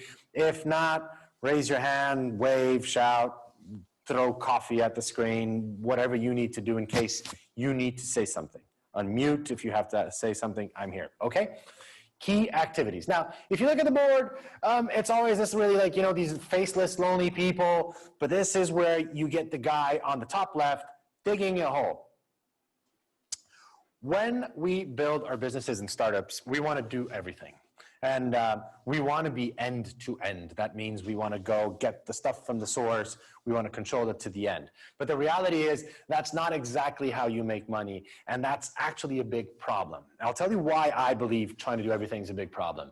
Because you start making mistakes early, and when it scales, you're screwed. You can't come back from making mistakes again and again and again. So it's really better to stick to the key activities you need to do. I'm going to start with an example of what is a description of a key activity, and I'm going to go totally outside of scope of what we're doing today. We all know LinkedIn, And I'm using LinkedIn as an example because I worked there for 4 years. I worked in this tech giant. I had a great time. And their value proposition, and this is something you've been working on in Bootcamp 3, is they want to manage, help you, us, who sign in, manage my professional network. Who do I know? Who works where? They want to allow you to keep tabs on your network. Oh, so-and-so is working here, there, etc.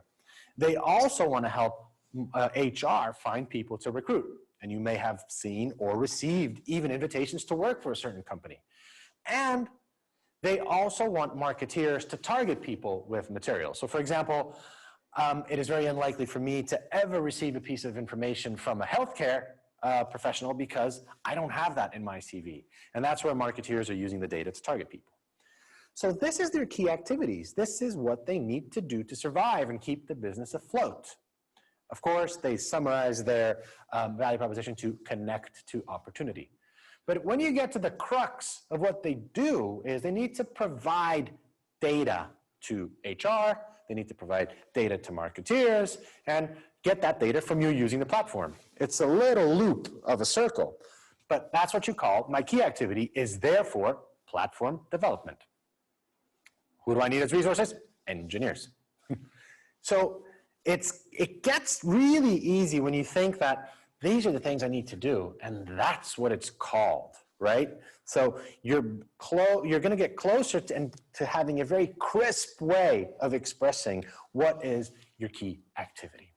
So we're going to cover very, very quickly what are the key activities required by your business model. So what are key activities to your distribution channels? You want to think about what are the kinds of activities which are important to maintain your customer relationships. You may have that from your channel strategy day 3 days ago, sorry.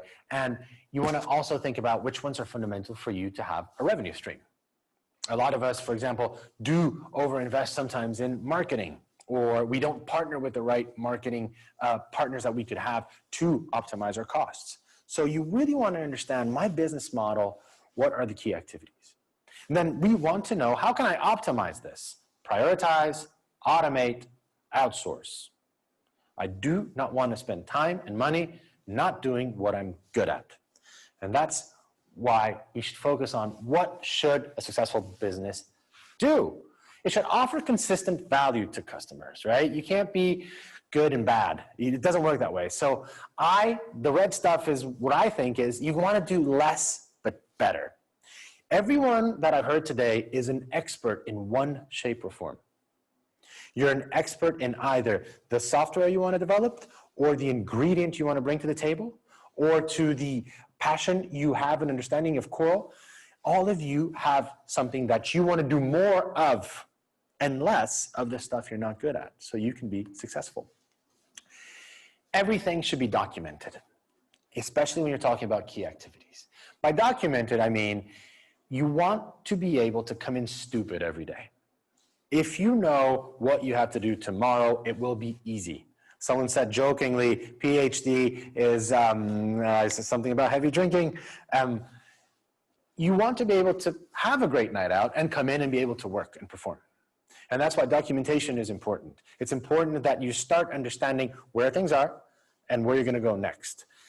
Millions of organizational tools out there that you can use. I personally use Trello to organize every single activity I need to do, but it allows me and allows all my colleagues to come in and find where are the documents, what do we need to do, let's get stuff done.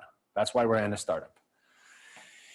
Now, the company itself shouldn't require everyone to be brilliant. You know, it's a system to create consistent, repetitive work. Why? We don't want you to waste time. And part of not wasting time is also part of not making people do stuff that they can't find, and there's no way that we've discussed the system of doing it, right? Yes, there's a discovery mode in startups. How can I acquire better customers? How can I do this? Yes, you should test all of these. But at one point, you don't want to waste time because you'll find that time is money. And everything must be integrated. What I mean is customer data to product sheets so you can deliver. What do I mean about this? It's a bit cryptic. Especially with COVID, you've probably seen that a lot of customers weren't served by companies, right? We always say the customer is always right. The customer's at the center of everything we do. But the reality is customers who have the power were powerless because they would call in and ask, hey, I'd like to change to this energy supplier. I want to save some money. I've been at home a lot. Now, a lot of companies could not answer that customer because so-and-so is out and I'm not integrated and I don't have that system. So make sure as part of your key activities, you're keeping it all together, meaning you know who the customers are, what products they have, what is the expectation of the markets, especially in pitching. If you're going to go on pitching mode for 6 months, who are the stakeholders? Who am I pitching to? What is my key activity that I'm telling them that I'm going to do, and stick to that. And lastly, everything must follow standards so you can build a brand.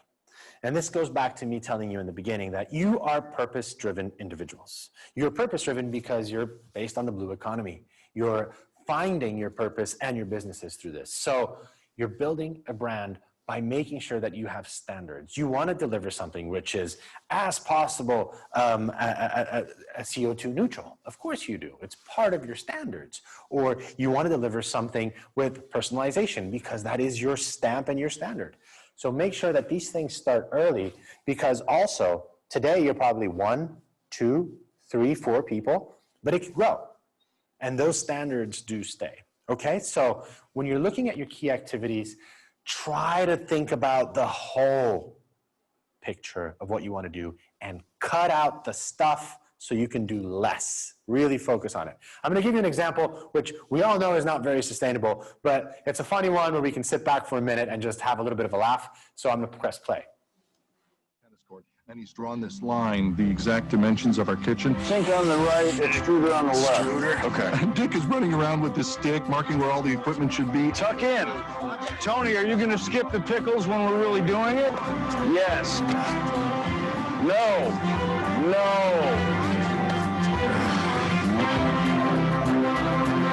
Ketchup! Use the lazy Susan. And pickles and pickle and mustard! The Speed D system is born, and it's off to the races. And we are an overnight sensation 30 years in the making. Speed, that's the name of the game. The first stop for every McDonald's hamburger is the grill, manned by 2 cooks whose sole job it is to grill those all-beef beauties to perfection. Meanwhile, as the patty cooks, our dressers get the buns ready. Watch out. Burger crossing. Burger crossing. Burger crossing. Every McDonald's burger has 2 pickles, pinch of onions, and a precise shot of ketchup and mustard. Now, where'd you get those? We made them. Made them? Yeah, custom built. Full kitchen is. Next is the finishing station where we put the whole thing together. And voila, a fresh, delicious burger from grill to counter in 30 seconds.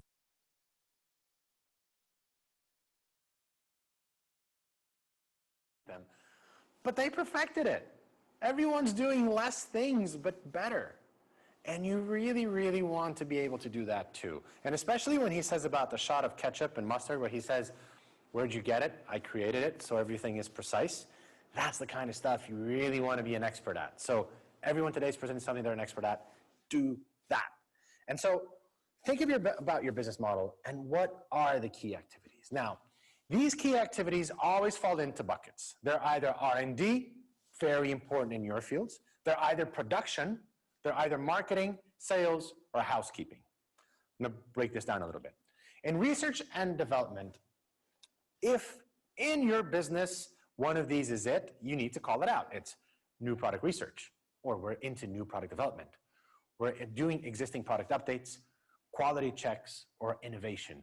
This is the core of my activity and where my business model comes to life. Or it's production. I'm into the selection of product and design. Or I'm in the production process selection. Or I'm selecting right production capacities, production planning, production control, quality and cost control, and inventory control. This could be where your business model also comes to life. Moving on to marketing, I'm making money out of doing the strategy, the market research, product marketing, communications, sales support, and events. Now, sales is always very important. We'll focus a little bit on that in a little while because you need to have pipeline management, sales execution, customer care, clerical tasks, and job-specific responsibilities. So managing a quota, for example, is not something you need to do with everybody else. And then lastly, there's housekeeping, which we're not going to focus on because let's say these are not to fulfill your business model. They're just things that need to happen. You need to pay bills. You need to recruit people. You need to manage your budget. Now, you look at this, you're like, what is he talking about? Well, I'm talking about you have a business model that you looked at revenue streams, right? And there's a few activities here which are crucial for you to get your market from where it is, your product from where it is today to your customer. And that's why we want to classify these activities. Why? Because we want to use another complex chart. It's true, it's another complex chart, but I'm going to try to break it down to you so you can use it. On the bottom are your primary activities. Let's say this is what you need to do to sell something, right? You need to develop customers, you need to do the marketing, you need to do the sale, the operations of that sale, and then you need to support the sale. These are my primary activities when I think of selling.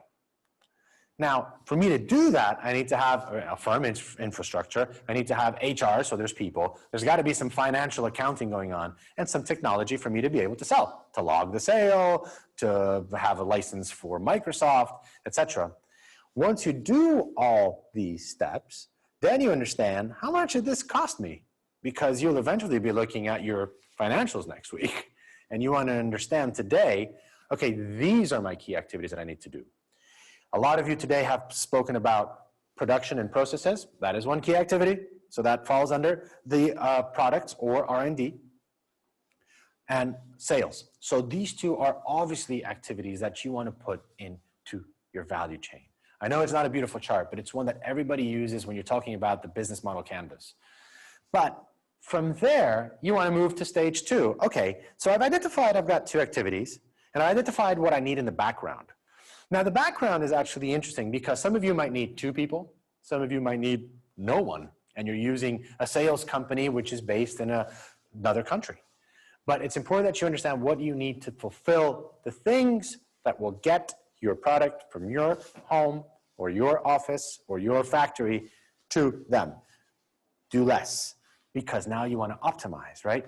You want to make sure that you understand the process so well, you get rid of the junk. Again, this is not the sexiest charts in the world. I know that. I've done these before, and I do them constantly. But it's important that, for example, today you're going to pitch. You want to get funding, you want to get investment, you want to set insurances to those investments, you want to set up contracts, and you want to prepare payments. For example, this is a flow that you use at this stage if you want to try to get money. Now, all of these could be part of your key activities, which is, this is my flow for funding of my idea. And then you want to draw these processes. Why? Because in every single arrow, there is a very high possibility of a yes, no, maybe, right? And you want to know, how are you going to deal with that? And this is, I'm not an engineer. I partially wish I were. But if you ever did any electronics in your life, it looks like drawing electronics. You start with a long list. Let's say this is to market and sell your products, right? We don't need to read this all because this is a text-heavy slide. It doesn't work very well because already you look at it and what? You know, it's just too much, right? You got to perform sales calls. You got to perform pre-sales activities. You got to close a sale. You got to record the outcome. You got to send it to somebody. And that person then needs to take the order, and etc. It's just too much. It's just too much. But this is true. And this is true in your key activities where you want to do less. You really, really, really want to focus on what you're good at, right? We said that before. So where in this process can I do stuff or outsource stuff? And the way of doing that is to actually have a checklist like that grid, which we'll draw in a second, to find out, okay, I don't need to do that anymore. I can outsource this, or I can do this again and again and again. I had to put this in. Here's the deal. I don't know if you saw the sketch. I think Jim Carrey did a great job. I'm not politically affiliated with anyone. I just thought it was funny. Sales is a key activity that your business model will do. All of you. So all of us, we're not in philanthropy. We will have to sell. A lot of us are not salespeople. A lot of us have other degrees, other practices. But sales can be done by anyone, and sales can be optimized. And the way of optimizing is using this list of interrelated activities, understanding the result and output. Yes, no. I need to sell. Do I have clients? No. Okay. I need to find clients. Okay. Do I have a marketing budget? No. Okay. Do I have word of mouth and FFF, friends, fools, and family I can start with? Yes. Okay. And moving so on and so forth, that then you realize, guys, when I told you earlier that we are a business which is successful and we have a process, that's the process. Is it the most premium process? No, but it's written down. And now anyone can come into the office stupid and say, okay, I'm going to speak to 10 friends today and try to get them to sell the products for me. And that's the beauty of building a startup. You don't need to log in to something complex like SAP all day. You can actually do this in your teams and understand this is our process and this is how we can sell. And fewer things will get done better. You start with your input. You take the action. There's a decision and there's an end process. It is as simple as that until you say, so if my key activity is sales, this is my process to do sales in my company. And that's what will be different between all of you. From selling spirulina to finding algae solutions to developing processes of or new recipes for food, all of you will have a different sales process. And it's important that you know it and you document it. And it's important that you find out, I can do less now. So that's the process diagram. And I know this seems clunky, but it works. It really does. And it will help you identify then your addressable markets and where money goes out and where money comes in. Why should you care? So you can do less. So you can come in stupid. So you don't waste time. So you can deliver and you build your brand. My brand knows what it's doing, and this is what we're going to do today. Because, again, I'll repeat it, all of you will have to do sales one day, and for all of us, or many of us, it's not our first profession. We're in the middle of producing something. So that is the part about key activities. And the top 10 processes that you find that people talk about is planning as a company, generating leads, something I don't have, so I don't have people to sell with, or converting leads. I've spoken to 100 people, no one's buying. What is my process there? Where is it falling apart? Invoicing and collections. I'm invoicing, I'm not getting money. What is my process? Why is it broken? Cash flow management. I'm spending more than I'm making, or I need to optimize more. Recruitment is a process, and a heavy, slow, and expensive one when you think about the time that you spend. And performance assessment and feedback, that'll be maybe later. Customer support is a process. Very, very difficult process as well, costly. And customer satisfaction and business process management, which is how you're going to manage the processes of this business, maybe some of you later in the day. But these are processes that you need to perfect in your key activities. There are online tools for this. You don't need to draw squares and use Post-its. I do. But there are online tools that you can Google them. There's these two here, but there's many, many, many more. A lot of them are free for a while. A lot of them integrate with CRM systems if you have client databases. Find one which is cost-effective for you. But ultimately, it turns out to be one page. This is the way we do sales here. This is the way we produce here. This is the way we do things here. And you will just go after again and again relentlessly at staying good at what you want to do and focusing on those tasks in a very focused manner. So the exercise for you guys, and I'll demystify it now. We're going to take a coffee break, then you do the exercise, then you do the presentation, okay? We're going to focus on the sales process of your business model, right? And what happens when you receive a form. Just list the activities, right? And separate those tasks into actions and decisions, right? I get a call, or I call, or I have 10 leads. What happens next? Who's responsible? Could you develop the diagram of saying, this happens, decision yes, no, and if it's a yes, go here. If it's a no, go there. Was that clear? Is there any questions before I move on? Or otherwise, we are going to take a coffee break, and then 10 minutes, and then we'll come back and we'll work on these exercises together.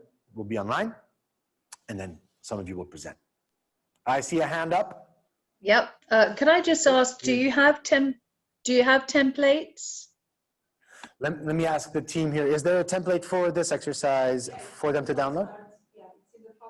Yes, it's in FabStart. Yeah, on the FabStart platform, Bootcamp 6, key activities. I don't have anything in my ear, by the way, I'm just pretending.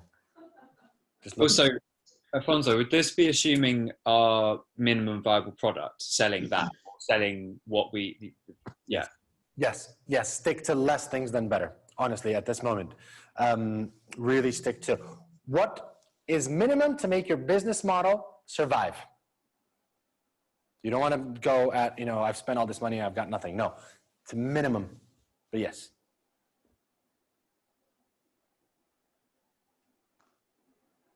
Okay.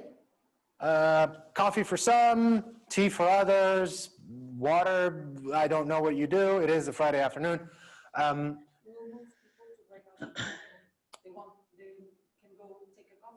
Go get your drink and you'll be moved into breakout rooms, I've been told, okay?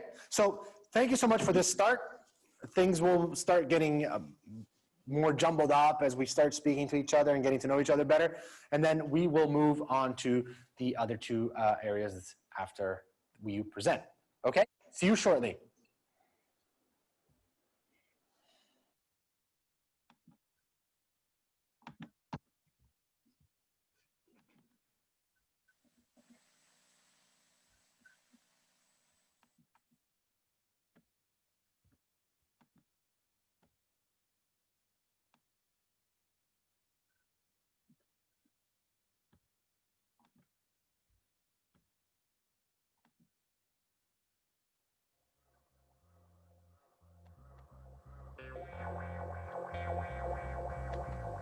Come on, man.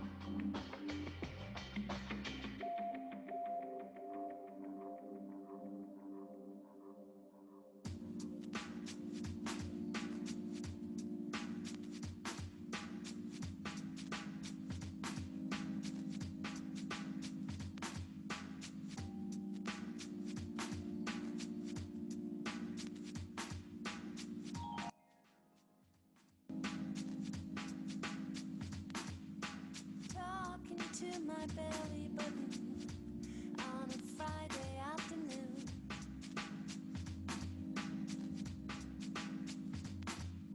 No news too sad, no news too bad. I was cruising through my universe, tied up in my room.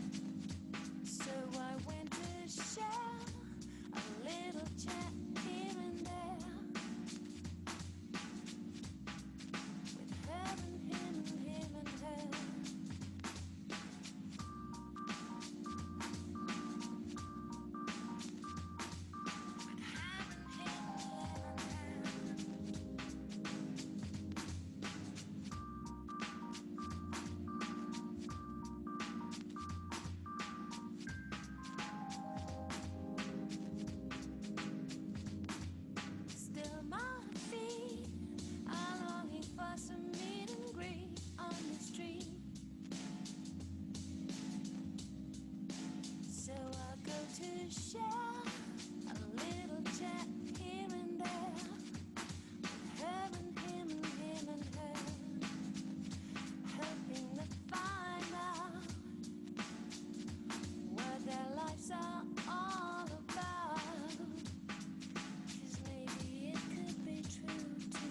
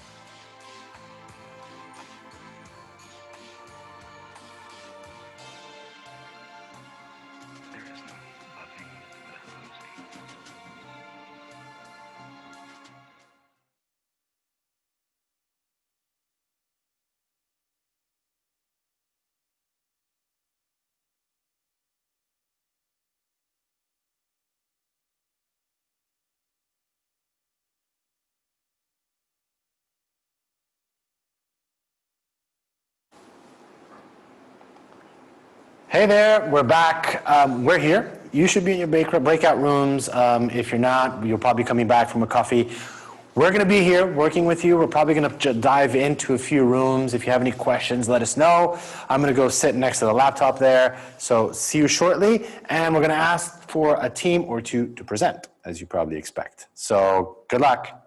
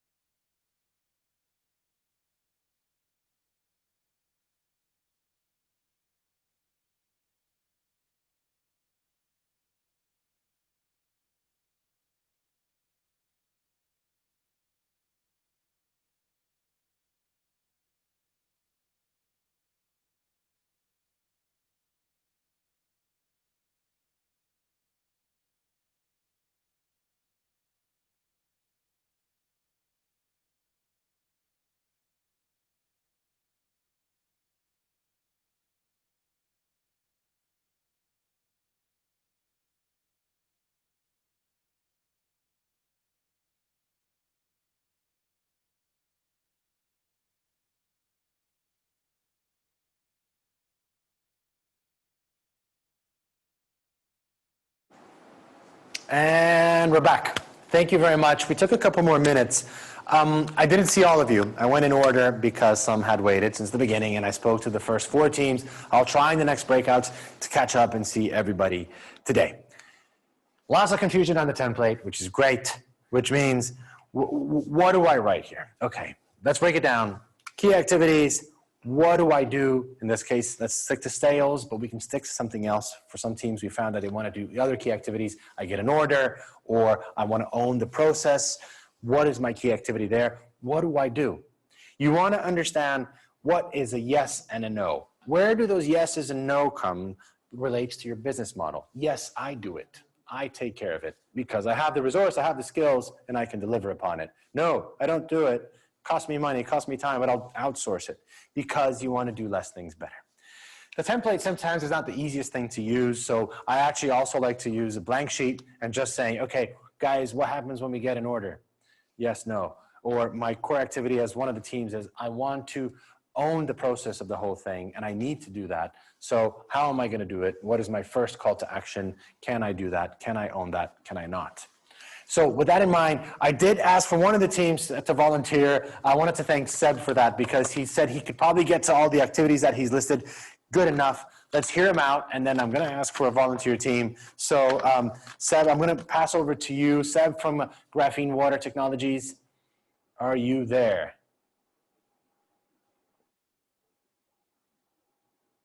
I can't hear Seb yet. Hopefully they can hear me.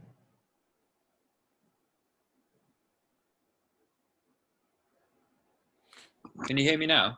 Oh, there he is. I can see you. You're there. Okay. Hopefully everybody can hear you too. Can you hear me? Okay, Yeah. great.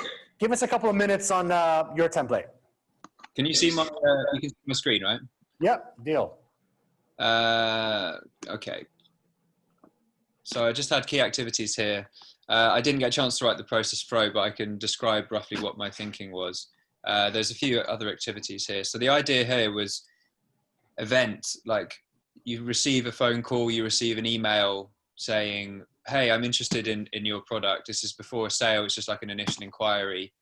The first step might be, okay, we want to provide as much support as possible, have someone send marketing information that's relevant to them. With my company, we were operating with different markets and they have different kind of languages and different needs. So what I'd want to do is produce marketing content that is very specific to their application. And that can just go straight out to them so that if they've got slight questions that day, they can get some more information. So at the moment I'm doing that myself, but eventually like I'll have a single person who can do that and provide that role for me as part of sales. And in future, it'll be that handle that. Then somebody says, okay, yeah, I'm interested. Had a bit of a discussion. I think in there, the discussions will be with R&D as well, just to make sure that there's like a good understanding of what their needs are. And then it's a case of processing that order. Again, the processing of the order, I assume will be a kind of sales, will be facilitated by sales team. Then with my systems, I imagine that what often happens is because they can be quite, expensive pieces of kit and specifically like tailor-made, is they'll be built to order. So someone will say, I need, 10 cubic meters a day capacity. This is the type of water that I treat. This is what I want. These are the kind of expectations. This is the amount of energy that I've got available and that kind of thing. So taking all of that information requires quite a lot of discussion with the customer, and then making sure that as soon as we understand, we're agreed on what the actual system is going to be, we'll basically contact the engineers. My sort of strategy at the moment is that the systems, so the product really is membranes on one side and then systems on the other, so the pumps and that kind of stuff. In order to kind of get off the ground, I think eventually, to begin with, I want to use contract manufacturers to produce the membranes, because they can just do it straight away and they've got all of the equipment and they have engineers who can deal with that. But I would like to build the systems in-house. So once we get a kind of an idea of what we're building, we contact the contract manufacturers and say we need X square meters of membrane. contact our in-house engineers to start constructing. If you like, it would be like a prefabbed kind of system, something like in a shipping container is quite common for these water treatment things. You just build into the shipping container, send it off, and then that goes along. And then it's a case of delivering it.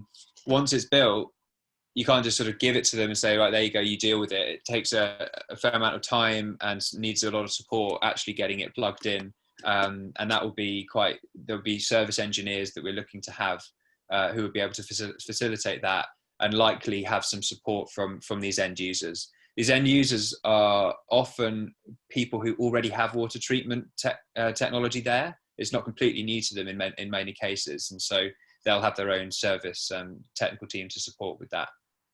Well done.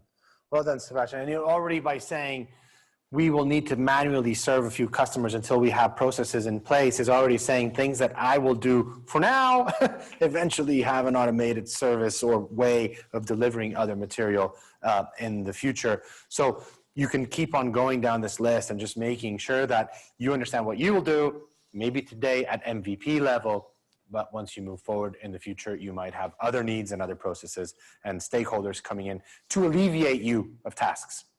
Yeah. Thank you. No problem. Great. Moving to the full screen. Oh, wait, I've been told I'm at time. I'm really sorry, teams. I got to move forward otherwise.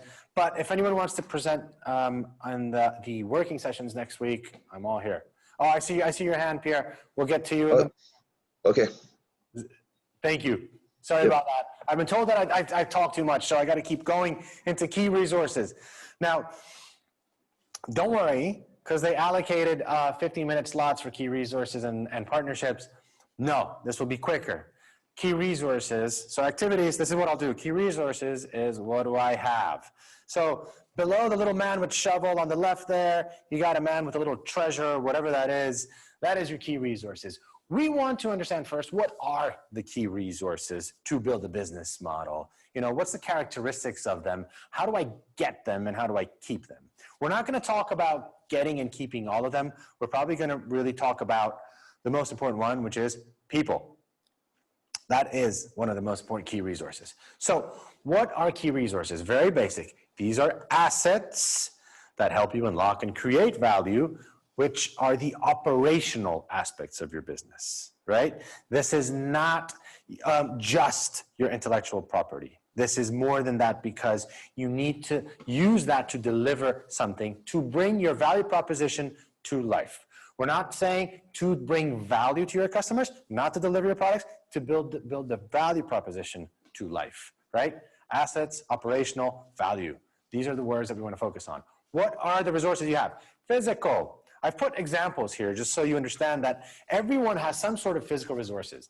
Amazon needs to have warehouses. Telecom companies need to have towers. We need laptops. That's a physical resource. That costs money.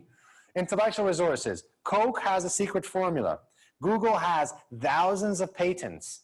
And I have a degree. You have a degree. That's an intellectual resource. That is value. Human resources. Teams have super sports stars. We all know that. Novartis has scientists, and some of you are scientists. I'm not. I just wrote I am a scientist there for fun. And financial resources. Apple has stock, banks have capital, and we have sources of debt. Hopefully not. But so these are the resources that you need to know, that you need to have. So I have a fly in my face, sorry. Now, let's talk about human resources a little bit, because there's a few things which are irreplaceable when you have a startup, and that's people. You probably already heard of founders who don't get along. It's really important that you're able to speak to each other at a very clear level plane. That means eye to eye, really clear, crisp language, and say what you need to say. But it's really hard to get people. It's also really hard to know the hierarchy. And one of the biggest tricks when you start a startup in key resources is that you probably don't have an organogram and we're all equals and this is great, but over time that does cause problems. That does cause problems because you really want to know who is accountable for what. I'm not saying people need to be superior, inferior, but your swim lanes need to be clear. and especially if you have new people joining the team, normally in a startup, what happens, I've had this, I've joined a startup, it's like, so who does what? Well, that's the founder, that's the founder. I'm like, okay, who does what? You know, so it's really, really tricky. And it's important that you start understanding that there are position descriptions. And this is not, again, a hierarchical exercise of saying, I'm above you, you're below me, but it's a lot more of, what is your main goal here? What is your strategic, tactical, and the guidelines on how you'll do your job? It's important you have these because these will help you find resources. So when we were talking about how do I get and find resources, human resources is really important to have these tasks. And it's something that if you grow, it will be a constant flow. You will constantly trying to find people. And it's not easy and time consuming. That's an example of one that you will see in the decks. But I wanted to focus a little bit on something which is very important. And I'm using it for you because Blue Bio Value is your purpose-driven businesses. Now, there's a way of defining purpose, and there's a way of finding purpose, and there's a way of allowing people who join your teams to express purpose. And it has these three pillars. What is the positive impact that I want to cause on others? This is always an important question that you might want to ask in the future in people that join your team, and even yourselves as founders, co-founders, which is, what is the positive impact I want to cause on others? This is a resource to my company. What is my personal growth and development? Let's not kid ourselves that, if startups don't work, we jump ship, we're leaving. So I need to express what is my growth and development so everyone knows that I want to grow as a human and as a professional and in this company. And how do you deliver work? That's also really crucial more and more in the workplace in finding human resources, which is, do I deliver it with tenacity or with bravado, or do I deliver with humor? How do I develop that relationship of the way I deliver? And this is really important because the bond you create with your teams as early as possible is the reliability that everybody knows what their swim lane is and their purpose in the company. Going back to all the resources, let me just go back really quickly to physical resources, intellectual resources, human resources, and financial resources. How do I know which ones I really need? This is actually very much related to what I told you earlier about fewer things done better. Who knows what this city is? Does anyone know what the city is? Yeah, I see a hand. I see your hand there. It's Tiffany Marie. There you go. LA. It's Moscow. Or it looks like Moscow. It's Moscow. It's Moscow.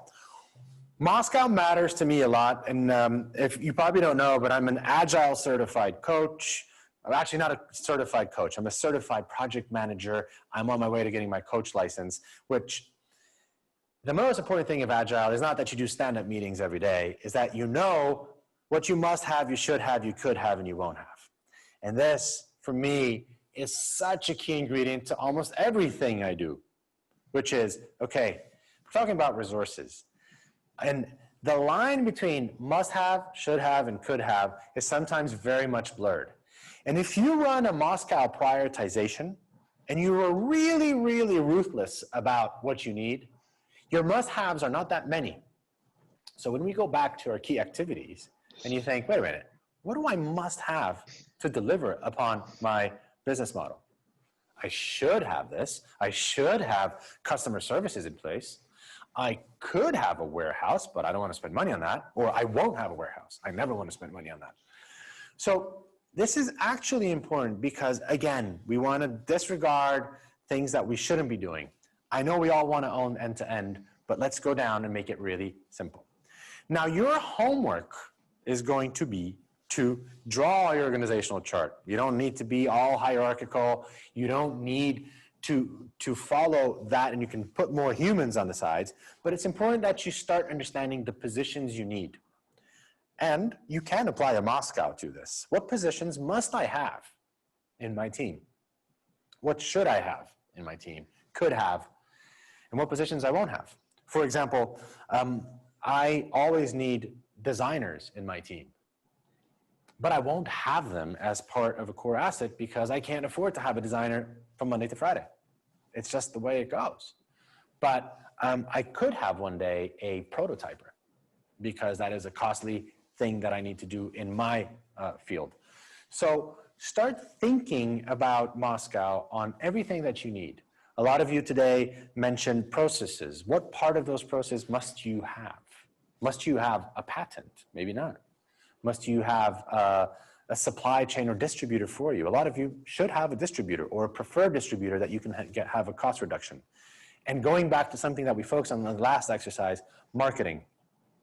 A lot of us are not marketeers on this call. So should we have a marketing person? In some instances, yes. In some teams, yes. In some others, maybe not. And I won't have it, and I will outsource it. This, again, helps you identify your core activities, and I hope I leave you with the tool, which for me, I always use. It's always very useful. Always use Moscow a few times during the process of building a startup, just to make sure that we're on track to stay true to our value proposition and our business model. Okay, there's a little raise hand icon. Are you ready for the key partners components? Yeah, raise hands, okay, yeah, great. You're sort of alive, you're sort of with me. I hope we're still on time and we're good to go, but we're now gonna focus on partners. Ah, thanks, I got a thumbs up on one of the screens. Key partners, okay. Last part for today. The business model canvas, I don't know if you know the story, started in 1994, kind of ended until 2004 until they perfected it. Always comes with a big, big rectangle for key partners. I'm always very, very tempted to start there because I work a lot with tech companies and there's a lot of stuff out there. There's a lot of stuff out there, and it actually helps me list everyone who's going to be my partner on everything that I won't do. Sometimes even things I could do, but I'm just not going to because it's more cost efficient to have key partners. The list will grow in key partners, and the list will also become cheaper over time because you will start finding economies of scale and preferred partners.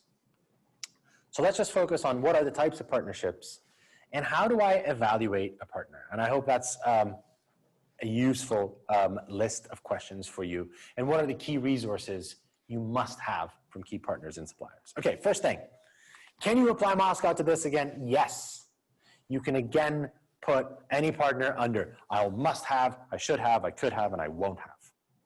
The won't have could be partners you're not very happy about, or it could be actually competitors. But yes, you can always apply Moscow in all of these decision-making points. Now, the types of partnerships there are suppliers, also called buyer-seller. So be careful if you read startup books, it's the same thing. So these are suppliers that you have relationships that can strategically supply you so you keep ahead of the curve, right? So a few of you that I've spoken to today, you need to have certain partnerships in place to get your resources. So this is the suppliers that you want to start having key relationships with. Collaborators or strategic alliances with a complementary or competing company to benefit both parties. So let's say, okay, we might actually be even in the same area. We might be producing the same thing, but the two of us together are stronger. Or, you know, I bring the goods and you bring the coloring, you know, and the raw material and the coloring together, we're able to produce something better. This again goes back to your key activities. And maybe there's things today that I've learned I don't need to do it all. So I want to have strategic alliances. You probably want these to be a little bit more exclusive. Suppliers, buyers, sellers will always supply people. They're on the business of economies of scale. Collaborators or strategic alliances are things that you want to keep very, very focused and to your core. Investors, these are partners or resource providers. But let's be honest, they're investors normally of capital or other resources. For example, I've had resource partners that give us office spaces, computers, laptops, air conditioning, printers. They are an investor, but they expect something in return. So make sure that that is something that you also know what it is, but we'll focus on that in a minute. And other services, which are service providers. Let's think of all the marketing, advertising, all the online platforms that can help you deliver your products. These are other services. They are partnerships. You call them partnerships because you want to start getting to know them and starting to get discounts. So they move from being just a buyer, seller to something a little bit more special where you have economies of scale as a motivation. You also want to outsource resource activities that you don't do. You want to have, as part of your motivations, that you mitigate risk and uncertainty. So if there are things you're not good at, pass it to somebody that will not have you cause any risks to your business. And they want to reduce your costs. It says internationalization costs, but generally the motivations of having partnerships is to reduce costs on everything which is not part of your must-have, must-do activities in your business model. But then it's important to understand, especially when you look at relationships with investors or strategic alliances, what are their motivations? And I hope I leave you with 6 questions here. I think it's 6 or 7 questions, which, have you researched this partner well? Are they financially healthy, and can you maintain that agreement? Is it a win-win? It's very hard to start with a partnership where it's not a win-win, and when it's not a win-win, that it's very clear. How long should the partnership be? Remember, please, please, don't make commitments on behalf of your startups for more than 1 year. I have a friend who is in the supply chain area who has made a commitment for 2 years, and then COVID hit. It's been terrible for them. So please make sure that you know how long that partnership should be. Are the key expectations and deliverables well defined so you don't have to have follow-up calls? Is the process that is being outsourced part of your core activity? Make sure that it's not, because you want to have direct control of your core activity of your business. And sometimes lines are very blurred in these partnerships. Are my financial resources enough to cover the cost of the partnership? Make sure you have a forecast for that. And how do we check if this is going well? Every marriage, every moment, you have to have that communication, and you want to make sure that it's going well. If things are not going well from the start, you really need to correct them in all your partnerships. Gladly, most things are subscription-based and you can get out of certain relationships, but if it's an investor, it's really important that you especially have what is the win-win, what is the expected return early on, because those relationships could be the trickiest ones down the line if you've made those type of commitments, which are investment commitments. Sorry. I hope that's kind of painted a picture of what's supposed to go in there. It's a very obvious rectangle. It is one that will get better for you over time. It'll probably get leaner. Maybe you have less or more, but it has to be something that brings you cost reduction on things you do not do and that you know who they are and you can rely on them. And so there is the partner's value matrix, which is all this stuff put together, but it's more about what do they bring and what's in it for them. It's really interesting to fill this in, honestly, because you start understanding some of stuff is easy. You know, you think of a marketing or advertisement agency, you understand what they bring. They bring the creative, they bring the advertisement. They want something to make them famous and beautiful and win their portfolios and awards and attract more talent to their companies. Perfect. That's not a tricky one. It's a tricky one in your fields when you're talking about things that also have intellectual property. And when you're talking about formulas, when you're talking about different IPs that come in and maybe too close to your core. So you want to make sure that you're partnering with people who alleviate cost, but don't touch your products. And that's what this partner's value matrix is all about. So the exercise we're going to do, I believe this is the last exercise of the day, is to try to fill in this. I know this is probably a clearer template than the one before because you know what you need to put in there. For it, let's just try to focus on in your key activities. Think about that again today so we stay consistent with the theme. What are key partners of things that you need to deliver what you want to deliver? And another one, which is what would be a key partner that would alleviate you of something you will not do. So just try to go for 2, just for completion, to understand who that would be. Is that a fair ask? Is that okay with you guys? I see some thumbs up. Okay. I mean, should be okay. We've got breakout rooms, but they moved it down to 10 minutes. I'm glad I've only asked you for 2 things, right? Partner that helps you get your stuff delivered, a partner that will alleviate you from something you will not do. 10 minutes for breakout rooms, then we come back, do maybe 1 presentation and wrap up. Okay, you're gonna be kind of taken away to breakout rooms now, and I'll be standing here.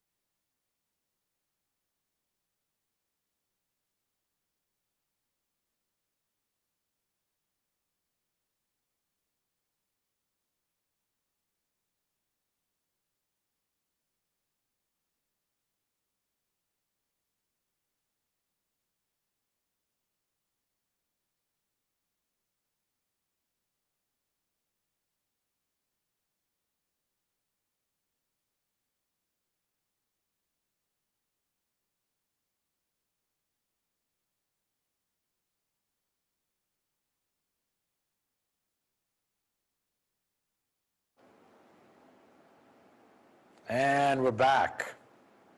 I think we have a few people coming in. I can see a lot of faces pop in. I saw a few of you come in a bit earlier. Guys, that was the last exercise. Now I have a question. Pierre, do you still have your hand up for this one? Your sound is off. I can go ahead and I didn't use the Bootcamp tools, but I'll just show my screen what I have. Sure. Get going here. Okay, your screen is coming up. Yeah, so at the bottom, I've just got two key partners. One is an Indonesian partner farm, which we have gone out to audit, and they're called Neoalgae, and they can provide our company with a reliable supply of QC tested and cheap algal dry biomass resources that we in turn, in exchange for money and an American sales channel, and then we benefit because we have this low cost resource supplied. The other partner, I'm not sure if this is in line with what you expected, but just an angel investor, VC fund investor that provides our company with seed money in exchange for an equity stake. That's all I had. Okay, well, thanks for showing. Since we still have 3.5 minutes, any other team and someone who wants to show the template, just so we get a feeling for it. Thanks, Pierre. Thank you. I can't see all the hands. Can you stop sharing your screen, Pierre? I can share. Cool. Do I see anyone? Oh, I see Horta de Ria. You're on mute? Yes, yes. Oh, wait. Oh, wait. There's two. Okay, let's try to do it in a minute and a half, and then we go to another. Let's see if we can do it. Go ahead. Okay. Let me share my screen. So I think is it. It's coming. Okay. Shoot. Show us. So we have 3 partners. Okay. One, we have the resources, physical resources, so that they are owner of salt marshes, and they provide machinery. They have a percentage of sales. We have a percentage of sales, and they too. So, and what they win for the management of the whole process, the human resources, and they have the percentage of the sales. Very clear. We have another one, Alga Plus, that they bring us was distribution. We have sales. We also provide them resources, so that's more revenue for us too. And they have a percentage of the sales of the distribution of our other products. And with Horta dos Peixinhos, we also have resources distribution. They also produce salicornia as us, so we provide knowledge and they provide us knowledge, so we are in contact,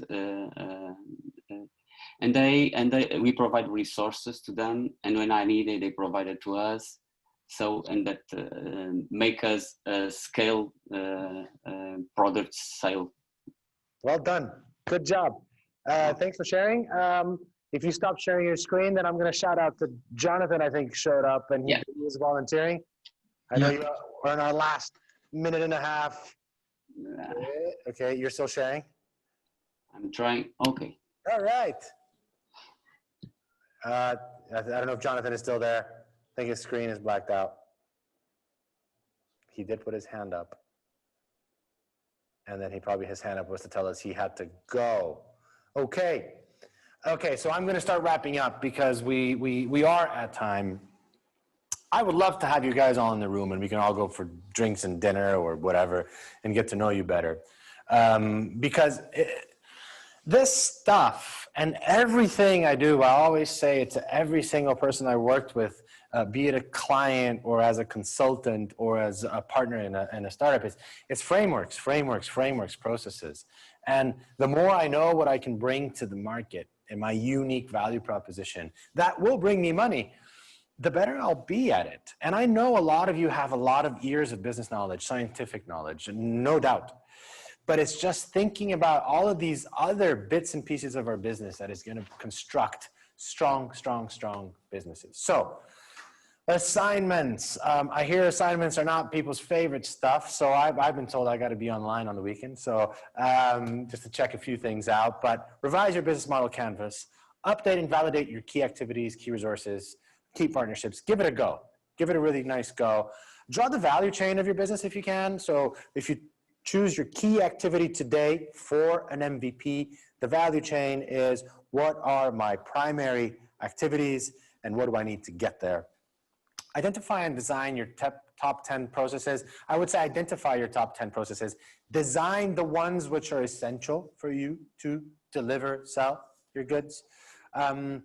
Always continue the validation process. The more time you can spend with potential customers, potential vendors, potential buyers, the more you know. There's a lot of ahas in what they say. I always call it an aha. And prepare your lessons learned presentation, because that's going to happen on next Tuesday. Also, as a reminder, start thinking of your pitch structure for the 22nd. So a lot of you have presented today your elevator pitch, your problem, your solution, a little bit more for some of you, which is amazing. Keep looking at that pitch structure. And remember, you're not going to have a lot of time to put those 12 steps, but you'll have to cover them. Ultimately, we're going to see each other on Monday. Those are the working hours from 3 to 5 p.m. Lisbon time. A lot of you are CET, some of you are PT. So we'll see each other on Monday. And on that day, let's try to keep a dialogue going where tell me if you have a specific question when we sit together, or if you want to talk about such and such aspects or part of aspects of your pitch. We can do both. Let's just try to make the most value. I know I want to talk to all of you. Time is limited, so let's try to make the relationship help each other out. I know it's weird to say I really enjoyed it because we've been on this kind of screen relationship. With a lot of thank yous and a lot of enthusiasm for all the energy I got from you today, I want to wish you all a great weekend. Thank you. And to AV, our producers, see you Monday.